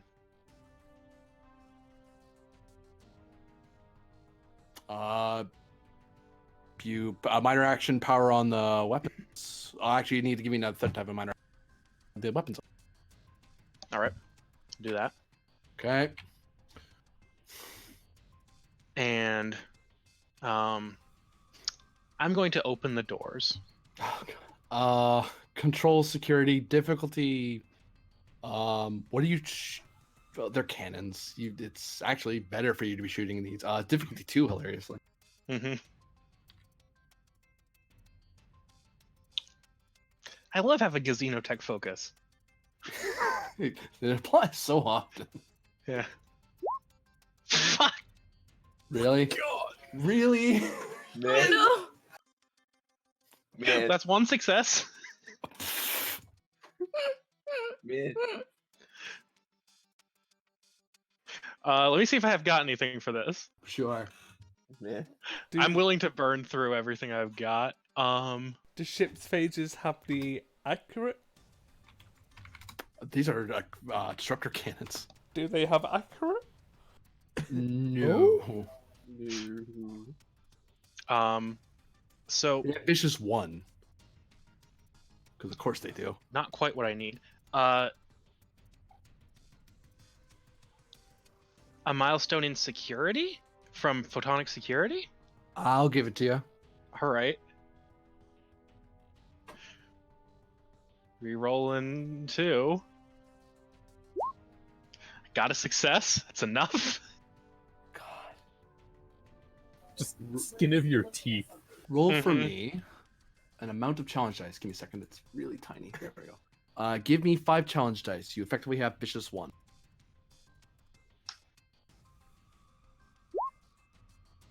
That's 6. You open fire with disruptor cannons, and you utterly devastate the door. All right. Cool. I think that's all I can do in my turn because that was already a 1 swift attack. I don't think I can do it again. It's true. Yeah, so they go. So they go. One of them knocks the door open because they just someone had to burn a task getting the door open. So this guy's done. They see the door and hear the howling of the Winter Wonderland outside of the base. Panic looks all around, but they look relieved as the door is still open. Yeah, they won't be. So this guy is going to sprint to get in. Are you just gonna fly them up into orbit? Yep. I don't need to breathe. That's true. oh God. That's fucked. I love this this guy is able cruel to- myth. Myth, you mad woman! She has no emotions. This guy runs in, however, he trips and falls and can't act anymore, even if I had them, even with the extra threat. Oh no. This guy is also going to sprint because, oh no, the damn thing's going to fly here in a second to stop it. There's at least one success. They honestly, as long as it's a difficulty 0. This is generating threat and trying so that they might have something to do when they get on the ship. Oh my god. Oh, these guys are desperate. Holy crap! Someone's stealing the prisoners freaking stealing their ship right onto their noses. Yeah, that's like all of them get executed kind of deal, isn't it? And their families. Like it's like this isn't a minor, guys. I would. No, this is multiple careers will be ending this day. Screw up. Not just careers, lives. 6 and 3. It's fitness plus security roll. You got 1 threat because you guys have terrible cardio. That's awesome. Good God. He did get in though, so he closed the door yet because he knows that some people can still get in. This guy's gonna go. 2 threat generated.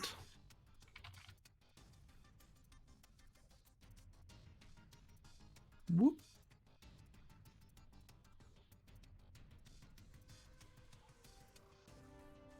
These guys move up, but honestly, they know that there's not enough room in there. There's only so much space, and if they rush in there after them, they're just gonna get in the way.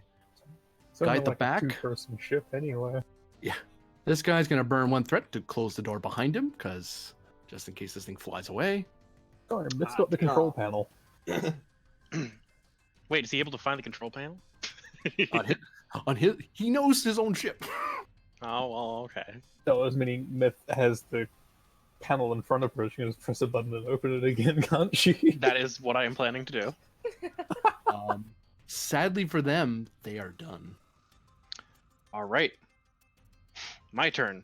Mm-hmm. GTFO. I begin to fly out of the base. Now, are you just trying to get out into atmosphere, or are you actually trying to quickly get into, like... Right now, I am just getting into atmosphere. Okay.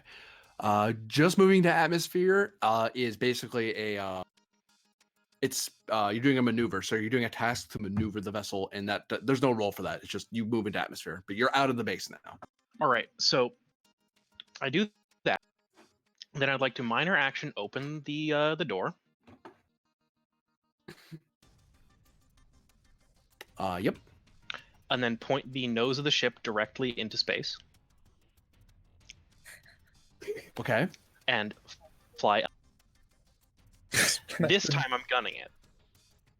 These guys obviously aren't here. And let's let that resolve real quick, shall we? Okay.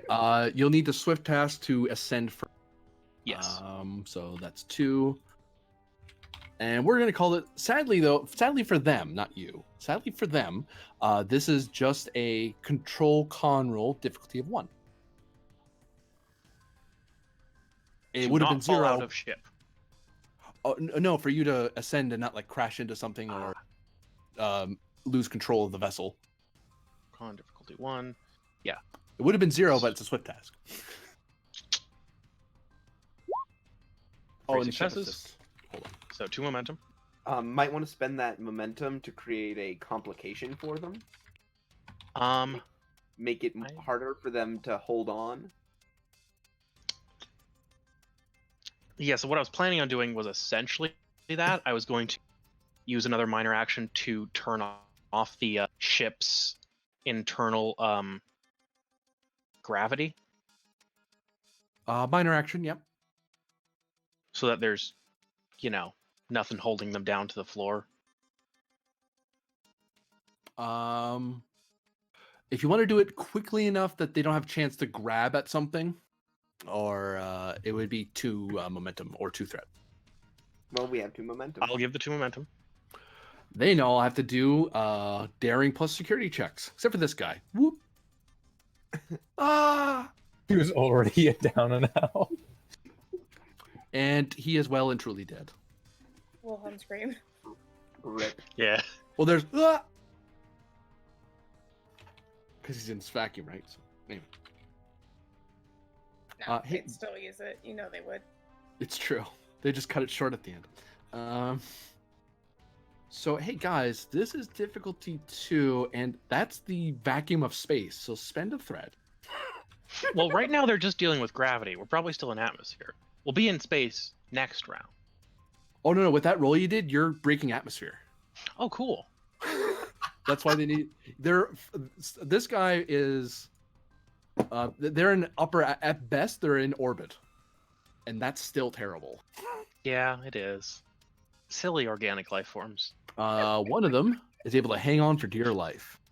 He even generates momentum when he generates threat when he does it. Nice. So the next guy will also try to hang on. And succeeds.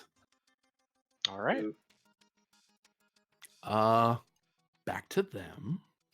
Now we're in the vacuum of space, and they have no gravity. I just think you should keep both those things in mind. Yep. They're basically clinging for dear life against the, like on the emergency handles for things like this, like walls, kind of bracing themselves because they are naval officers. They're like, oh crap. The minute you start ascending, they start very quickly reaching for the wall. The one guy on the floor is like scrambling, scratching against the floor as he falls out because he wasn't ready for this. They were on their feet.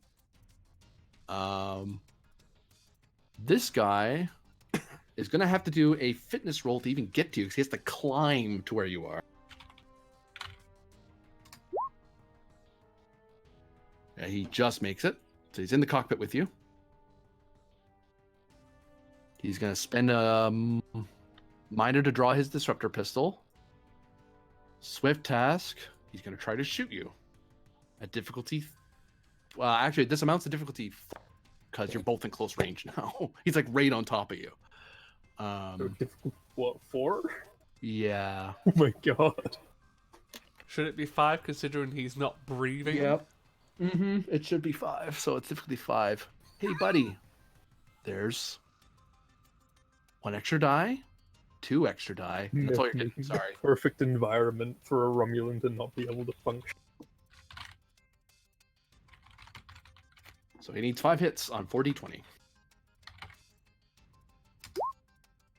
You 1, Does 2, not look like 5. 3. And he doesn't. His special rules do not account for this. So he fires, and he didn't roll any complications, so he doesn't accidentally damage the controls. But he tries to shoot you, and fails. All right. The other guy. I don't know who would have a special ability specific to being accelerated into orbit. The other guy's gonna try to climb up. The other guy does nothing as he's just hanging on for dear life. All right. So we'll reset them. It's back to you. At least you didn't roll a complication. Well, Yeah. So I have already turned off the ship's internal gravity. Now I'm going to turn the inertial compensators to structural only. Before you do that, feel free to roll 5 challenge dice for each of them. They're about to take damage from being exposed to the vacuum of space. Oh, fun. Because their turn ended and they're still exposed. Yeah, So that's 1. So that's 4. 4 starts for him. He's not doing great. And that's 5. He lets go and falls to his death. All right. Technically, he floats to his death. honestly, all you have to do, Myth, is just wail on this one guy.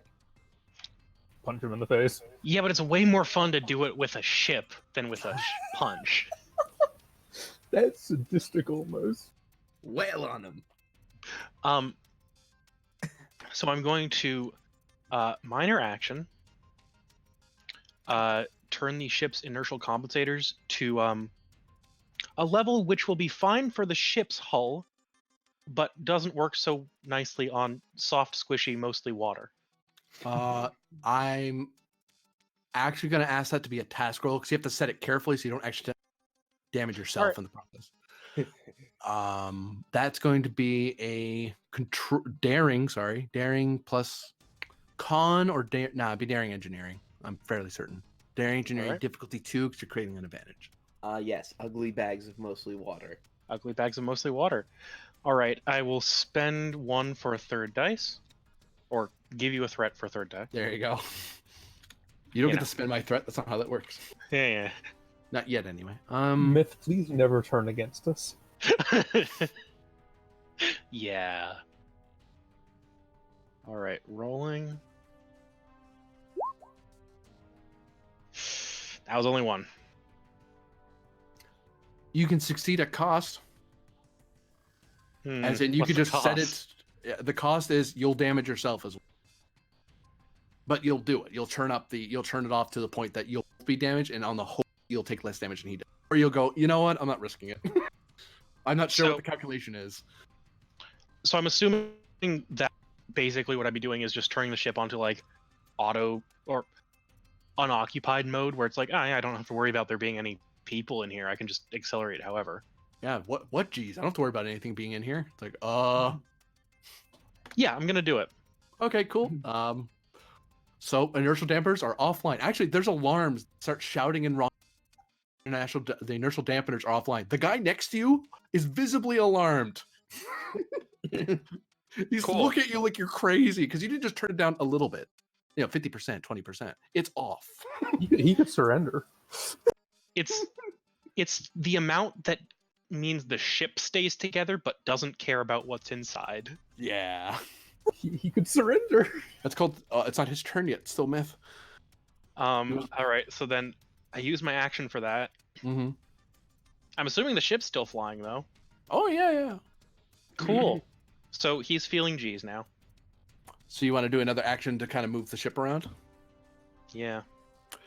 Okay. How fast are you going? This determines how much damage he takes, and you take, because you're both going to take it. You go to warp, and I will tell you now: do not go to warp. You will. Yeah. die. No. I'm not going to warp. I'm not even going to impulse speed. Like, I'm not even going to impulse speed. I'm going to go to Orbital velocity. No, I'm going to go to Mach 4. So unbearably fast, but like and a human can survive at Mach 4 with like intensive training. I will say that's 4 challenge dice worth. Cool. And we'll call it vicious because Mach 4 is pretty bad, and it's non-lethal. It is vicious because you are going, oh my god, fast. That's 4. That's 4 damage. Ow. 4 on the 5, 6, 7, 8. He's going to still be awake. All right. Unless you want to reroll damage by giving me a threat. Yeah, I'll do that. Okay. Okay. It's 2 more.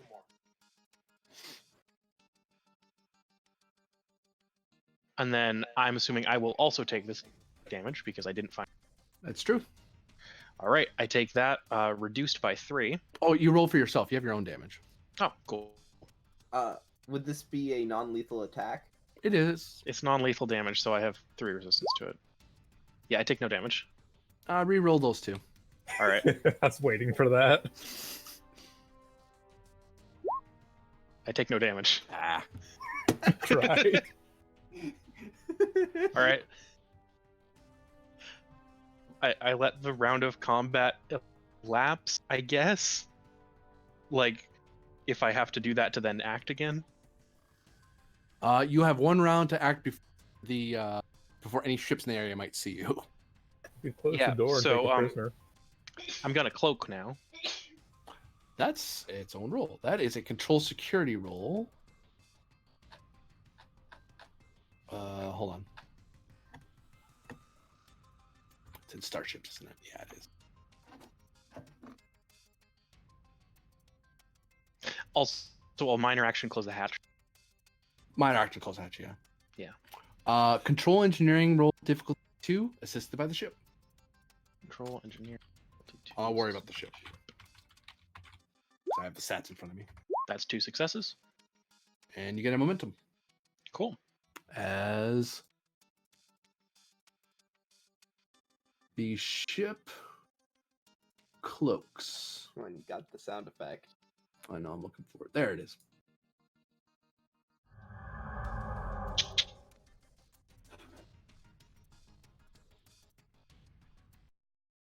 All right. And I set course for Federation space. Might want to turn the dampeners back on? Oh, yeah, no, I'll do that. Yeah, right. Okay, so actually, there's 2 things I need to do. Mm-hmm. 1, reset the dampeners and gravity to their regular levels. Okay. Oh, wrong one. Two. I was gonna say, oh no, psychic creepy bullshit. 2 is now that I'm cloaked, I'm going to take the ship back down into the atmosphere slowly,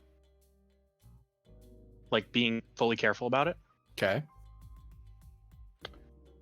towards the base, and some amount of time will pass during that happening. Okay. And when I get to the base, I'm going to move to probably about 1 kilometer away. Okay. Arm torpedo. No torpedoes. All right. Then I'll move closer. To give you an idea of close range and spaceship scale, you can shoot from orbit and hit. Yeah, but this is like a shuttlecraft. Yeah. Its weapons are not A that scout powerful. ship. It's a scout ship. Yeah. Like, I don't think a runabout can really successfully shoot from orbit. Unfortunately, we don't have the elements of Romulan scout. So I come back around to the base, decloak, and just empty the disruptor banks into the base.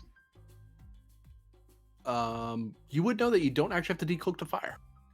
I don't? Nope. It's just that if they if they triangulate where you are and shoot at you, you have no shields. Well, That's why they decloak. That's why they decloak, so they can bring their shields up. okay, then I just fire at them and then swift task move away. Well, you still have the difficulty 2. Yeah. Ship helps. It's control security. Security.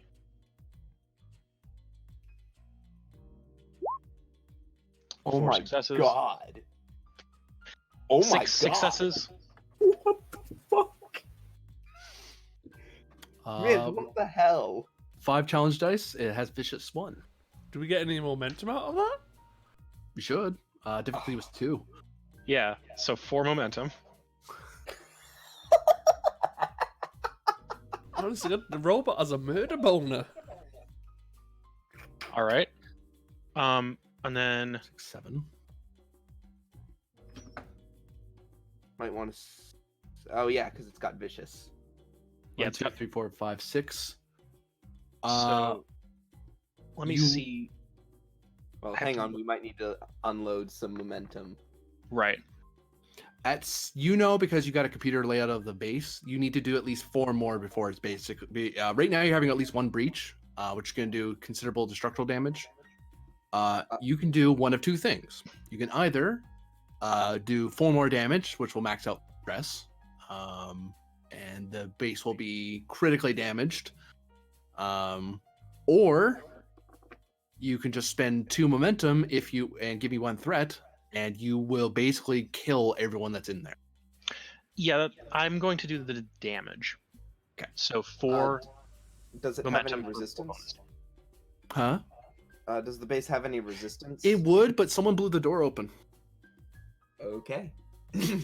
He's firing into an empty hole into the innards of the base, and yeah, they weren't planning for that to happen. And shields would Yeah. normally be up, but they haven't had a chance to react. Well, that's gonna be. I was gonna say that's So- 4 momentum's worth of. dumped that so that, they don't have those precious little computer banks anymore. There's a massive explosion of fire, and part of the hill they're buried into sinks. Cool. Then I go back to orbit. Whoop. And then now that that's all done, now I set course for Federation space. Reason con difficulty of 3 to evade the detection grid of the Romulan patrols. Reason con difficulty 3. I'll spend that last momentum for an extra die. And the ship helps. Ship will help. Computer Can I con. use my focuses in either Xenotech or Subspace Theory for Subspace avoiding Theory. detection? Cool.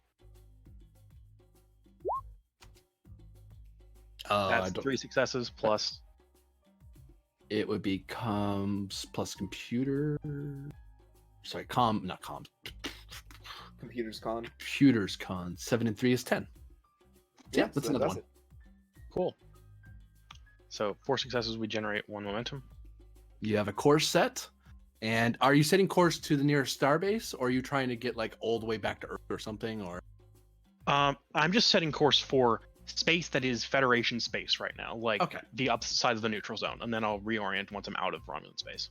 Because they even figure out you crossed up, like intercept you with Federation ships. Right. Hi. Like Romulan scout ship comes across Federation border. I'm gonna have to do some explaining when I get somewhere. At some point, I imagine you restrain your fat friend. Yeah, but I mean, as long as you don't do anything outwardly violent, you should hopefully get back into. Yeah. Shoot Oh you yeah, is that outright. Romulan still alive? Oh, you haven't checked. Oh, I should check that. I'll check it.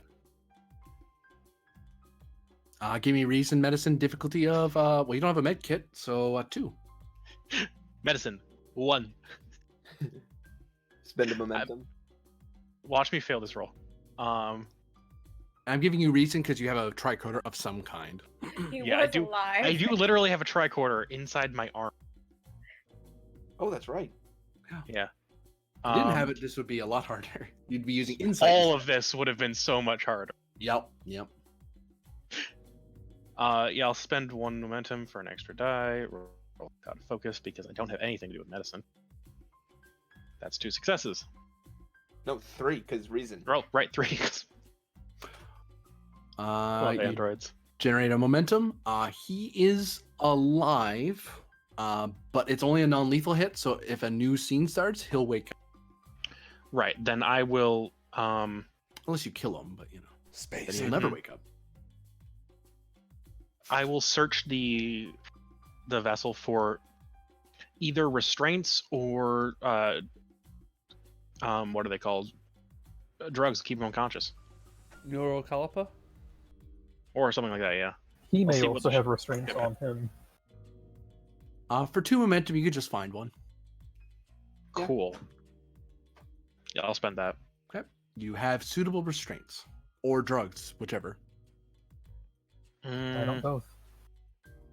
I think drug is better. Keep him under. Yep. So you find what appears to be a rather nasty look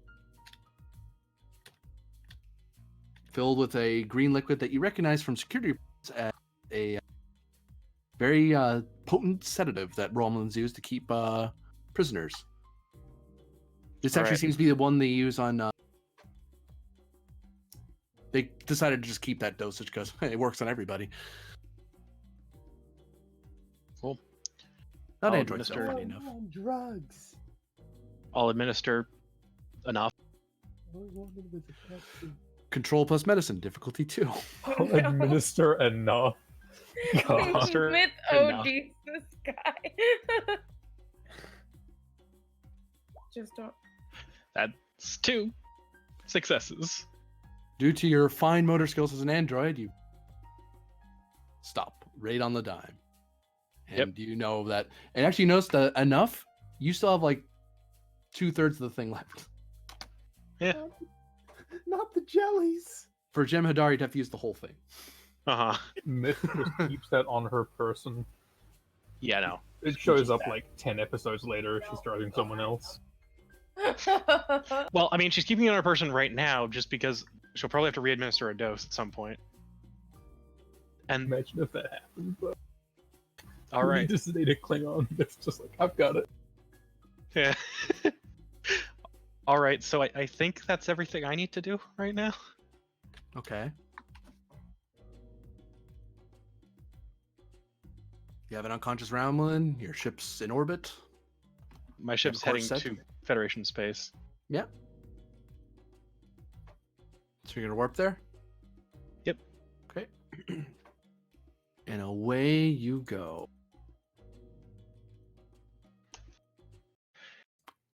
New scene. All right, and I've got to hop off to do college. Efrees points Well out the done. best thing. None of us Oh. know about this. This is true. I mean, Varder might eventually find out by security reports, but like, no one knows. Jesus. All right. That was fun. Somebody ping me when you guys are like near. I'll try and jump back on for a little bit. Okay. Have fun with You college. lived. Thank you. Also, that was fun. Jesus. So many ways they could have died. I was so stressed for you. Holy Oh heck! my god. Could have died in the dream. Could have died in the base. I was like, this is bad. That myth got captured. They want her. It's like one of the so worst bad. ones to capture. Yeah. For us, I mean. Oh wait, I know what music I'm supposed to be using. I'm supposed to be using this one. Oh my god. I don't know why this music's just strange to me. Captain Kiddick, Penn wakes up. Penn, you're on a couch in someone's office. You're sober though. Although hangover, hooray. Except you're not. You're just irritable because they Tellarites don't really get drunk. So Kiddick sits there, legs up on the table, eating pralines and drinking some imitation scotch, essentially. Ah, Commander, you're awake. Yes, it took security to shoot me. Cowards. Yeah. I think a thank you is in order. What for? Because without me, you would be in the brig currently. Yeah, I'm still not seeing it. Well, then you're an ungrateful asshole. Hey, good for you. You're starting to catch on. I've been called Please a lot reply with worse. yes. I'm sure. I've read the reports. Well, the reports you're allowed to read. Oh boy. Yeah. The reports I'm allowed to read. Penn's gonna go up and go over to the replicator.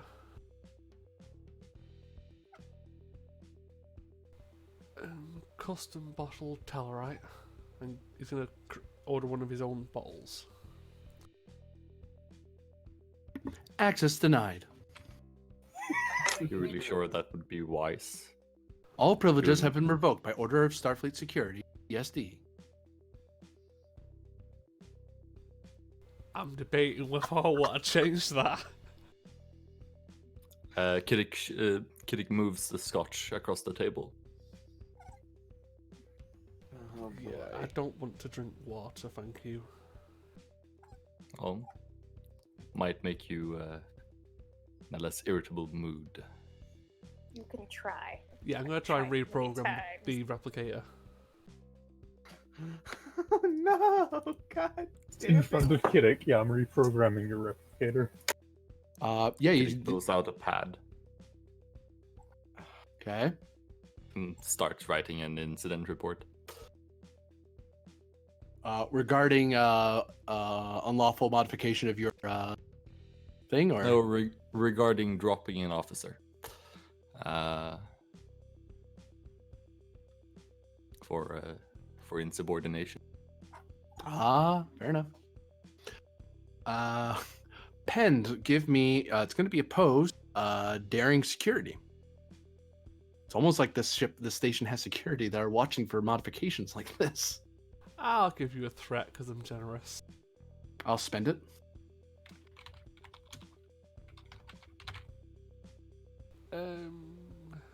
Intelligence operative or composure?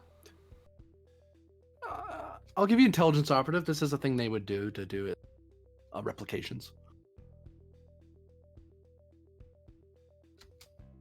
And the station helps them.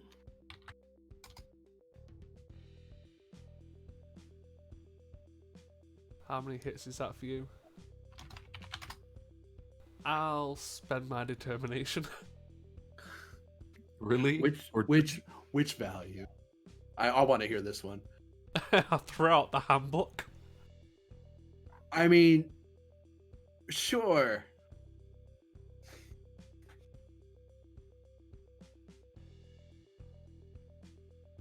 Well, you tie with complication. You could just tear out the junction that links it to the rest of it, make it an independent unit, and then you can then you're able to do whatever you want to it. Sure, why not? It's just going on record anyway. New pad. And sparks come out of it, and Penn does some more, and then yeah, the thing works. This'll do.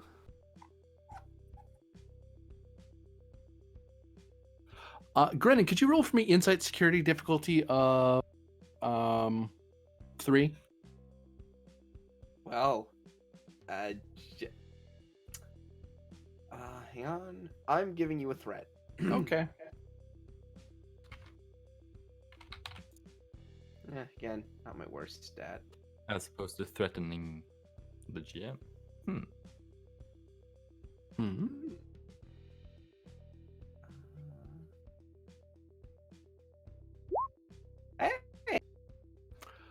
You hear an alarming spark noise come from Captain Kiddick's room, like something got pulled or something popped in a very alarming way. That sounds like a power conduit just got ripped out.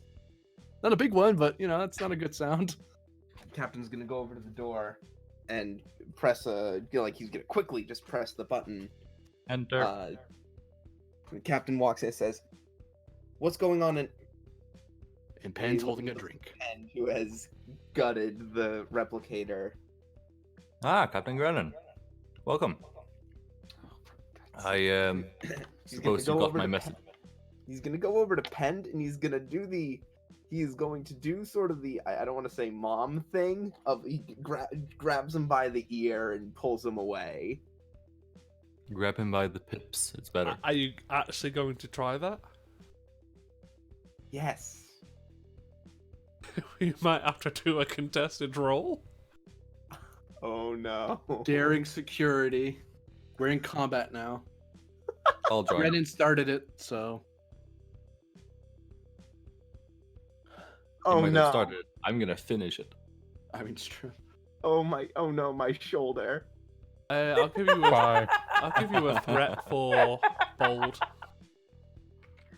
As a note, this won't generate any momentum Oh yeah, because figured it's as player on much. player. Oh no. Intimidation, mainly for him to get the idea of he shouldn't be doing this. Yeah, sure. Oh no. I've got bold. You do. I want to fucking clap. Get another 20. Oh. Okay. And Kiddick. Hold on. The question is, are you just going to push Grennan away, or are you actually going to slug him?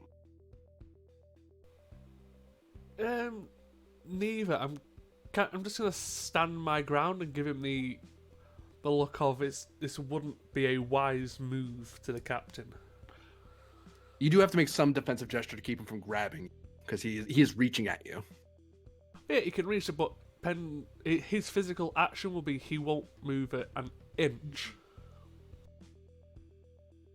I will have to ask for that because it does damage Grant's reputation rather openly. I will have to ask for 2 threat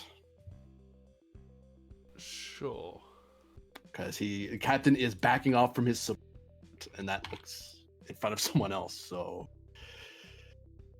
I yeah, was using the intimidation focus as well. yeah. Well, I figured, yeah, that's fine. It works. Grennan acted. I imagine Kiddick's on Grennan's side, one presumes. Kiddick is dauntless and doesn't see intimidation at all. Okay, that's not the question I was going to ask. Yes.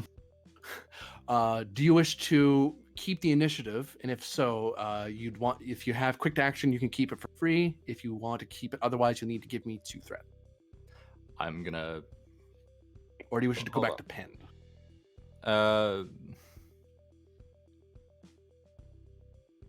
Well, it's their fight to begin with. I'm just gonna. The Kiddick's just gonna essentially drop kick a bitch when fists start fighting. The fists start flying. So hold.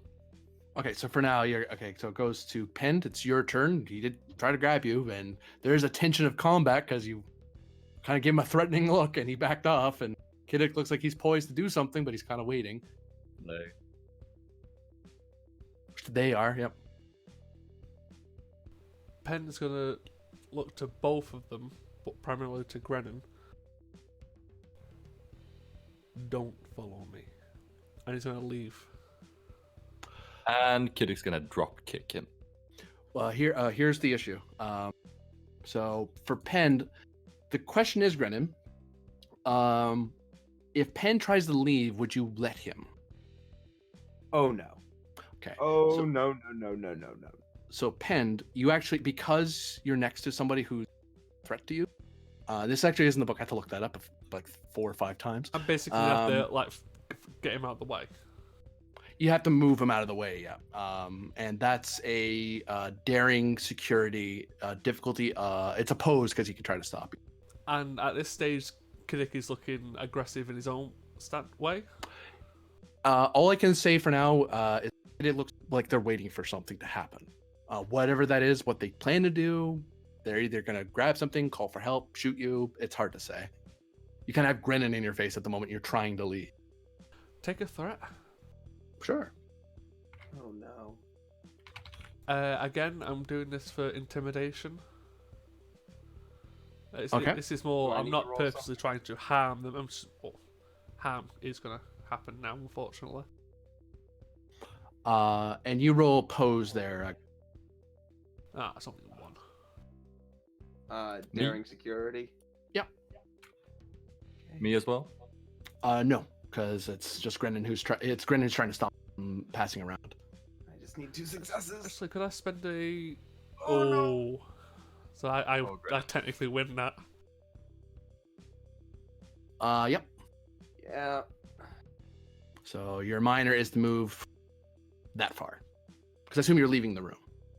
It was either that, or if I couldn't just walk past him, it would be throwing him across a desk. Yeah.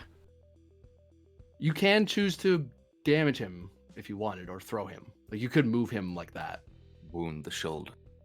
No, Sorry, did I say that out loud? I think the damage, quote unquote, would be him knowing that if he didn't get out of the way, he would be getting hurt.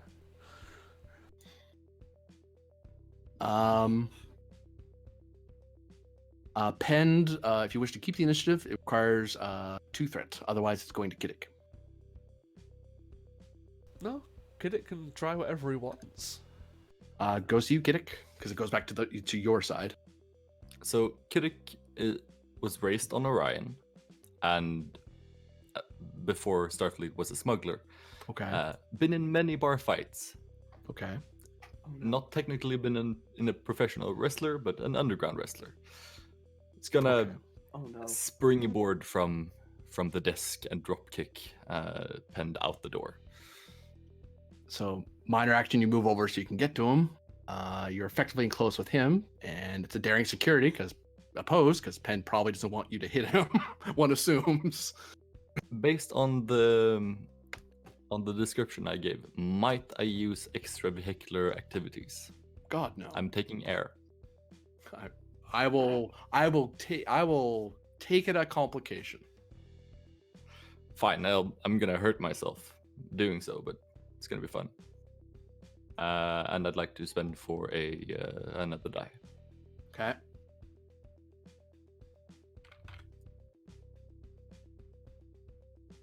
That's impressive. So yeah, so it's opposed by me, correct?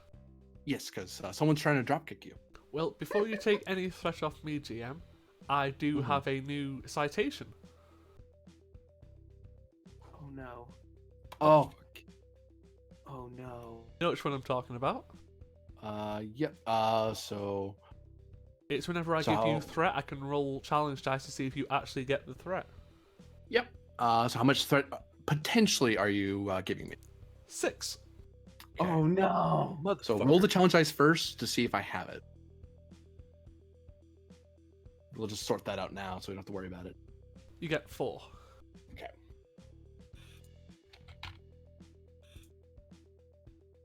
Oh god. And you can roll your opposed. And because it's given a threat, I've got bold. Yep. With that, because we're not getting any momentum or anything, can I just do a bit of extra damage to this one? Like the idiot's jumping through the air. I'll have to say no because this is unless you're actively there's no overflow because you're not trying to do as much damage as presumably. No, no. I'll just roll unarmed for now. Yeah. He's physically trying to attack me. So you try to drop kick him, and he kind of steps away, and then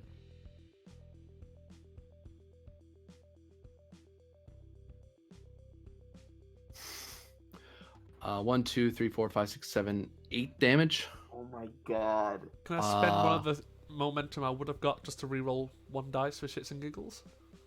You'd have to give me a threat. And No, that's not worth it. I'll just leave it as 8 damage. Okay. Kiddick, do you wish to stay standing? You'd cost 2 threat to survive to avoid the injury.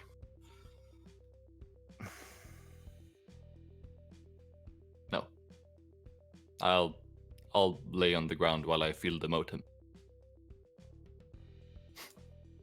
So thud. And actually with that, I'm going to do this.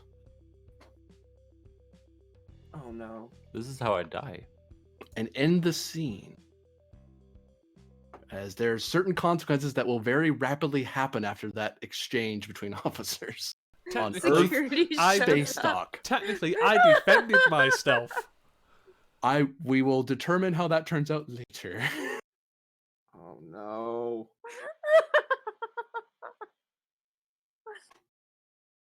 Jesus Christ. I hope we don't need help because I don't think we're gonna be able to call for it. What did I say earlier? Kiddick, I take it back. I might need a new XO. Ifrix and Varder. Pin's not there. What am I doing there? Does that mean we're sneaking? You're in disguise. Ah. You arrive at the ruins of what was the Weimar Futuri Crime.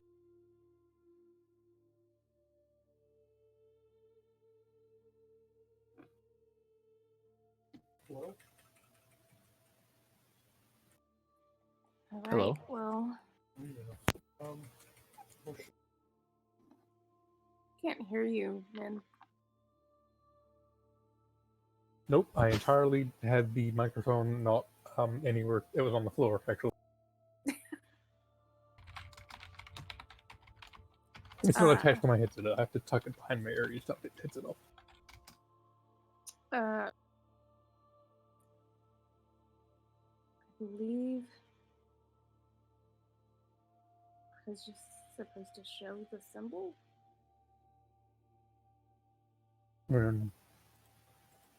You're the one who was told. I don't quite know.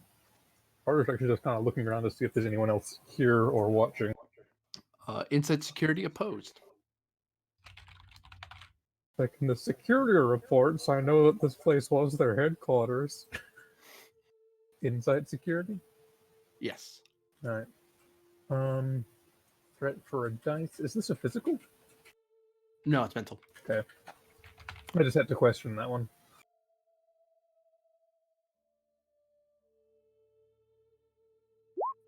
I don't think I have a focus for this, really.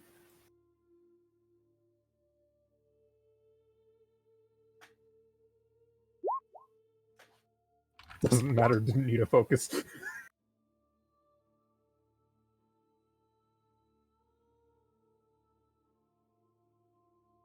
You notice someone hiding out near the entryway to the caverns.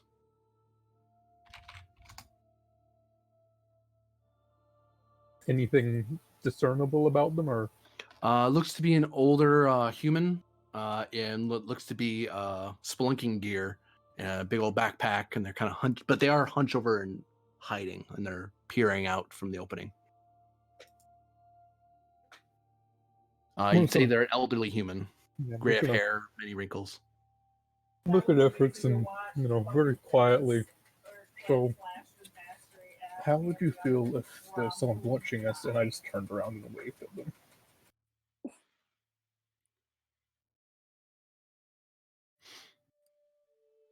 I'd say it's expected. The person steps out. She smiles. Hello. What is the handsome couple doing out here? Oh God. Sure, why not? Are you like 30 years older than him or something? More than that. 105. Oh, you're like 70 years older than him. You know, that actually I mean, probably... in relative speaking, she's like 45. She's not that old, but she's not young. Okay, relatively Still be a speaking, little bit of 45, cradle robbing he's there, yeah. 21. Yeah. So even with relatively that, it gets a visible kind of it's not the idea of it's efforts, it's the age of also that's my friend. There's a lot. You know the look I'm talking about that goes on Brother's face, I'm sure right? I made the exact same face just now. It's fine. The older lady just smiles politely. So it's a human woman? Yeah. It looks to be in hiking gear, spelunking gear, sorry, backpack. Heard this was quite the location for hiking, climbing, bit of exploration. Yes. You're going spelunking. I'd be careful. There are some dangerous fumes down there. Well, that's what the person we were looking for here, we're going to meet here, said as well. Oh, really? Oh, okay. Well, hope you have fun. And she begins walking away. That person. Mm-hmm. She comes here often. Do you hike here, spelunk here a lot? From time to time. Continues walking away. Ever seen another woman named Adler? No.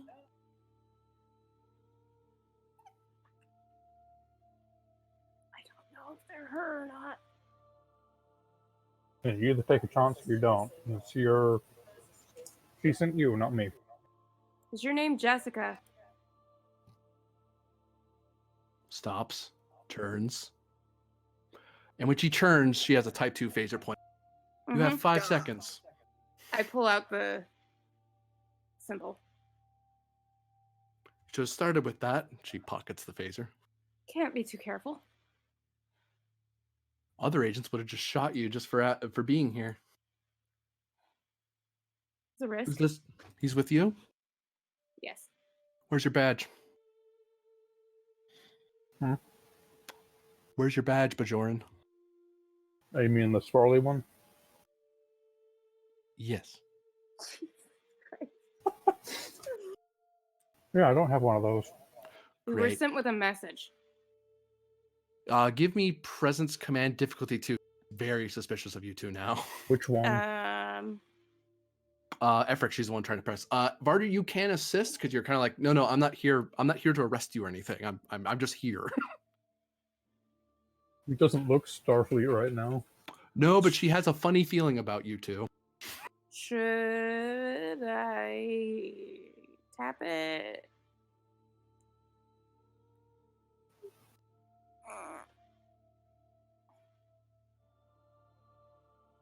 It's less that you looking like Starfleet, Yeah, and more like I'm a doctor. I'm a doctor, not a spy. Sure. I'm pretty sure I don't have a focus. Yeah. Persuasion or something to that effect, yeah. Nope. The closest I would have had was counseling, and I haven't been keeping up in my counseling journals, so switch those for surgery.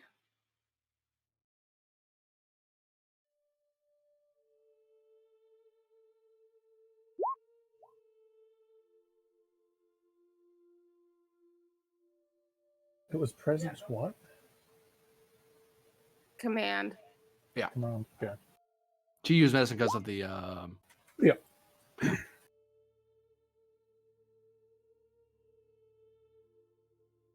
I have a decent command now. Because I needed it.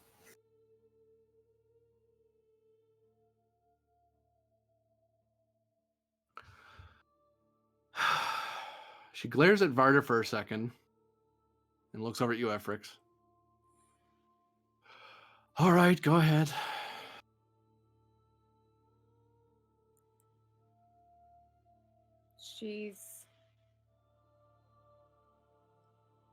How much do you know about Adler? Is that the message? I need to know how much I need to explain to you. The Watch knows all its members, some more Right. than others. And if We you have to ask were- that question, that means she either gave that to you or you're a new recruit. I'm going to guess the former. Yes. Gave it to me so that I could get you a message. That's great news.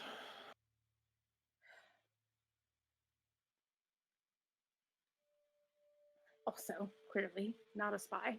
I'm a doctor. I'm not good at this. Anyway, Calcat.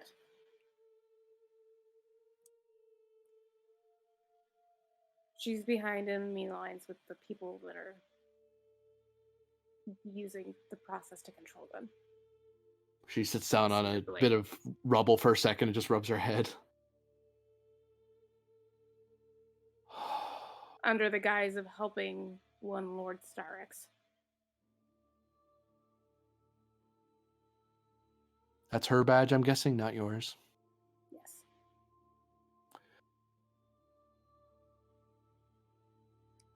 You have two choices here, young lady. You're either a member and you're going to help us save her, or you give me that and we'll deal with it. I'm not going to ask who you two are. That's not how this works. You have a badge. He hasn't tried to do anything, so I try to be hospitable given where we are. But you're either in with me on this or you're not.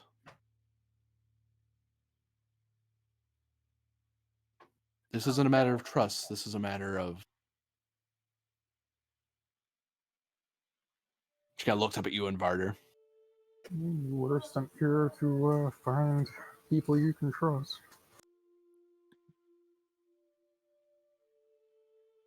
She also told us not to trust anyone. Yeah.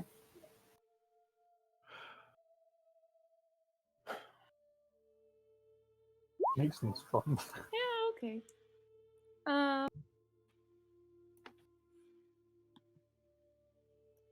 Think it's better to have friends than not. All right. She pulled back the flap of her jacket and she presents to you. I'm Jessica Solari. Efrix. Who are... Efrix? Bard. Looks like Bard.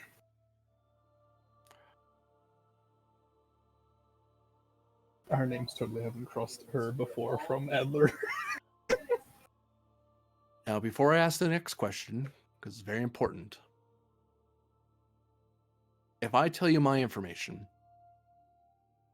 what you need to know, you have to be willing to die to protect me. In return, I need to know who you really are, your full attachments,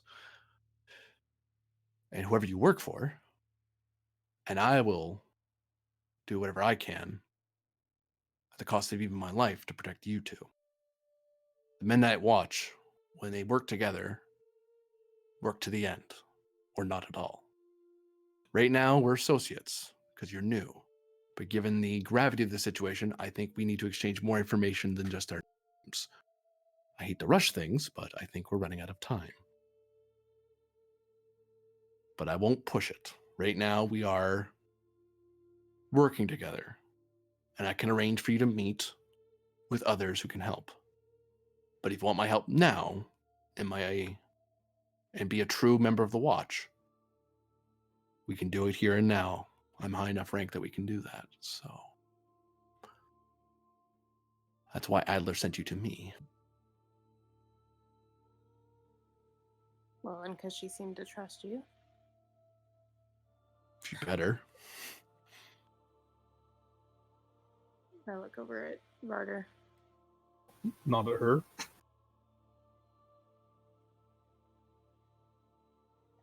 We can tell you what we can. So far, we've been honest, so. Who do you work for? I think you've already guessed. Assumptions are dangerous. Knowledge is an assurance. Lieutenant Commander Dr. Efforts. Lieutenant Assigned to the Carter. USS Kismet. Your Starfleet.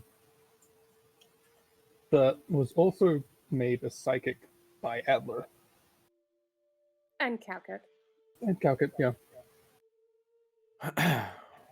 I am Jessica Solari, Federation citizen. But many years ago, you would have known me by the name of Commander Wolfgang von Wartburg of the USS Argo. Oh my god. Now, before either of you have a history lesson, suddenly remember that he was a man, I was his clone. Although if you have access to that information, I'll be quite surprised with resources. This secret you can tell no one. If you do, people very important to me will die. This place was destroyed to kill me and destroy everything that me and my brother worked so hard to build.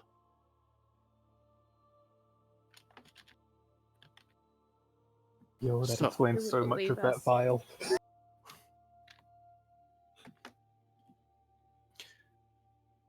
She starts crying a little bit and kind of wipes away the tear, kind of surprised at herself. I'm aware that you, Bajoran, are psychic.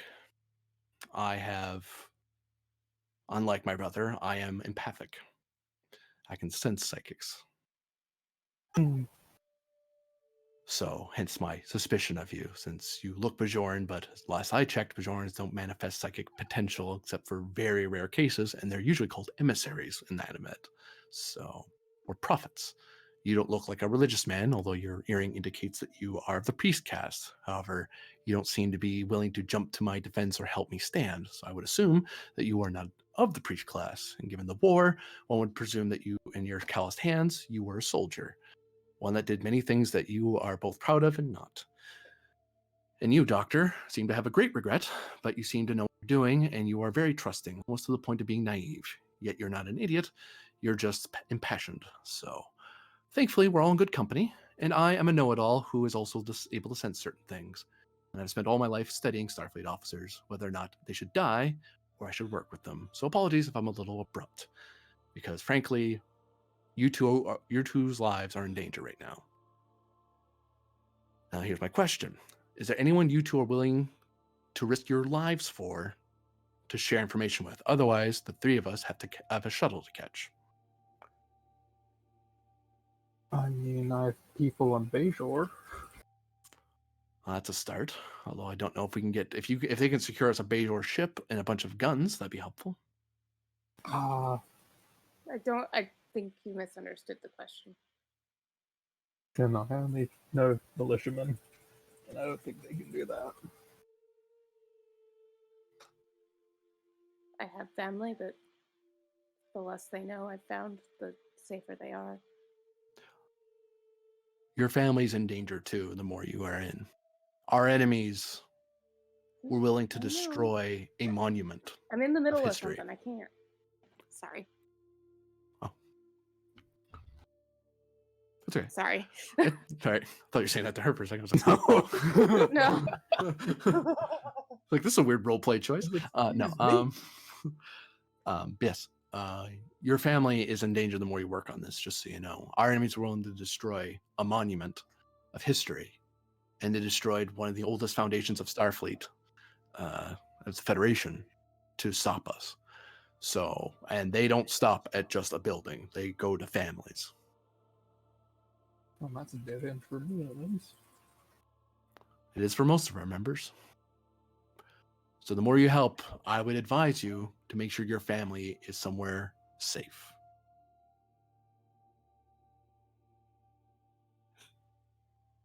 And I know that's saying a lot to a Denobulan. I apologize for endangering your rather large family. Mine is small in comparison to most.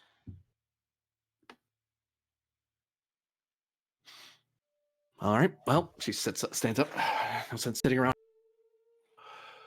So, do you have a way off this rock, or do I need to get you to a lift?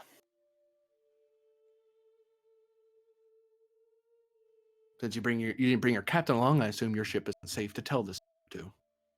Oh, the ship's also space docked. It may have been slightly destroyed in the event that caused us to. You're with the Kismet. Yes. Of course you are. She rubs her head. God damn it. She storms off for a second and then comes back. Oh, well, I guess that's over. Well, No, she came back. Great. That's wonderful. Right. Is he dead? who? This captain of yours, is he dead yet? Burnham? No. Not the last time I checked. You think he's willing to bring his ship and ignore all orders to save Adler? Good question. Ooh. Oh, that's a question.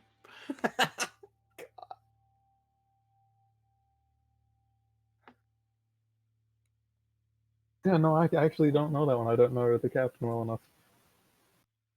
Oh God. And the If last he thing we hadn't disagreed had on the was the talk ship with ambush. if he hadn't had the talk with his mentor earlier, I would say yes. You You don't know about that one, yeah. Yeah. Mm, Right. I would prefer, I'll give you some time, I would prefer to be in a Luna than a runabout, or a civil freighter, or an Auxilliary even. But anyway, I'll give you 48 hours. Contact me. I'll program. If you give me your badge, I can program it so you can contact me. If you can get a ride, let me know and I will meet you at a secure location. If not, I'll tell you where to meet my ship. very well. All right. Supposing we're just talking to the captain then.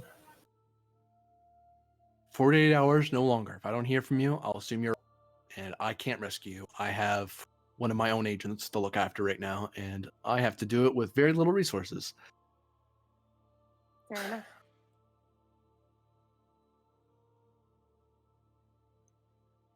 You both understand? Likely everything she's been working towards is also in danger. In that regard, I don't particularly care. Her methods were not our methods. Remember, as though she was. However, Midnight Watch, look after the Midnight Watch at any cost. So I really don't have a choice. I have to go. No matter what she did.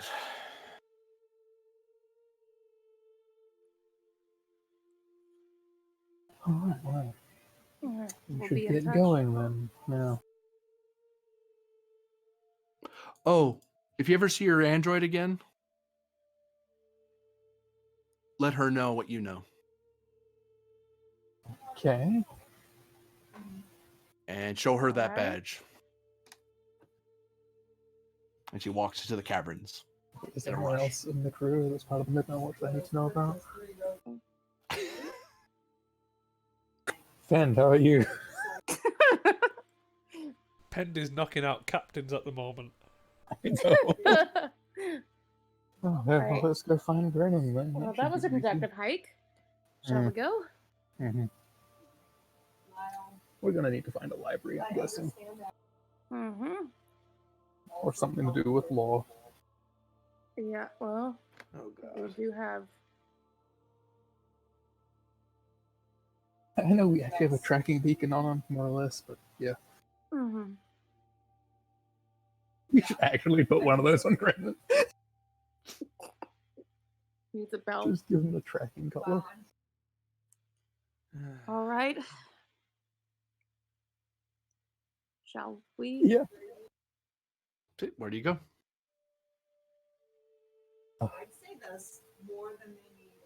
Should we just try and contact Brennan? That'd be the easiest way to do it, wouldn't it? Mm-hmm. Oh, well, I guess should actually take that comm badge out of my sleeve and use it.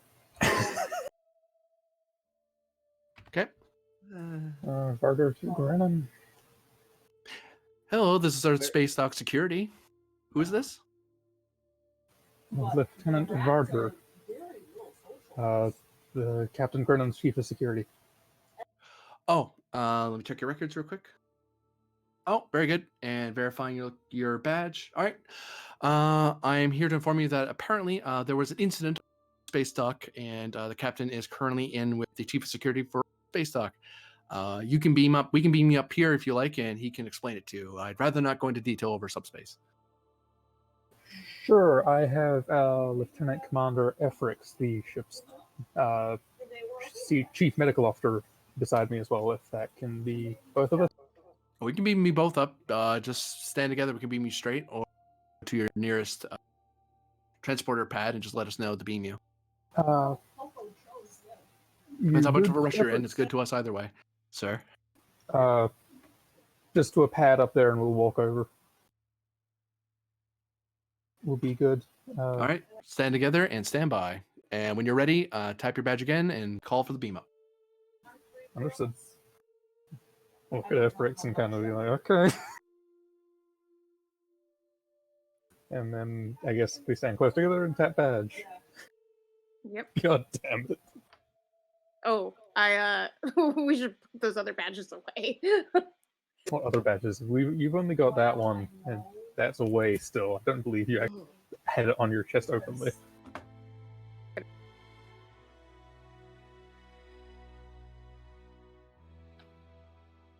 And that is the end of the episode.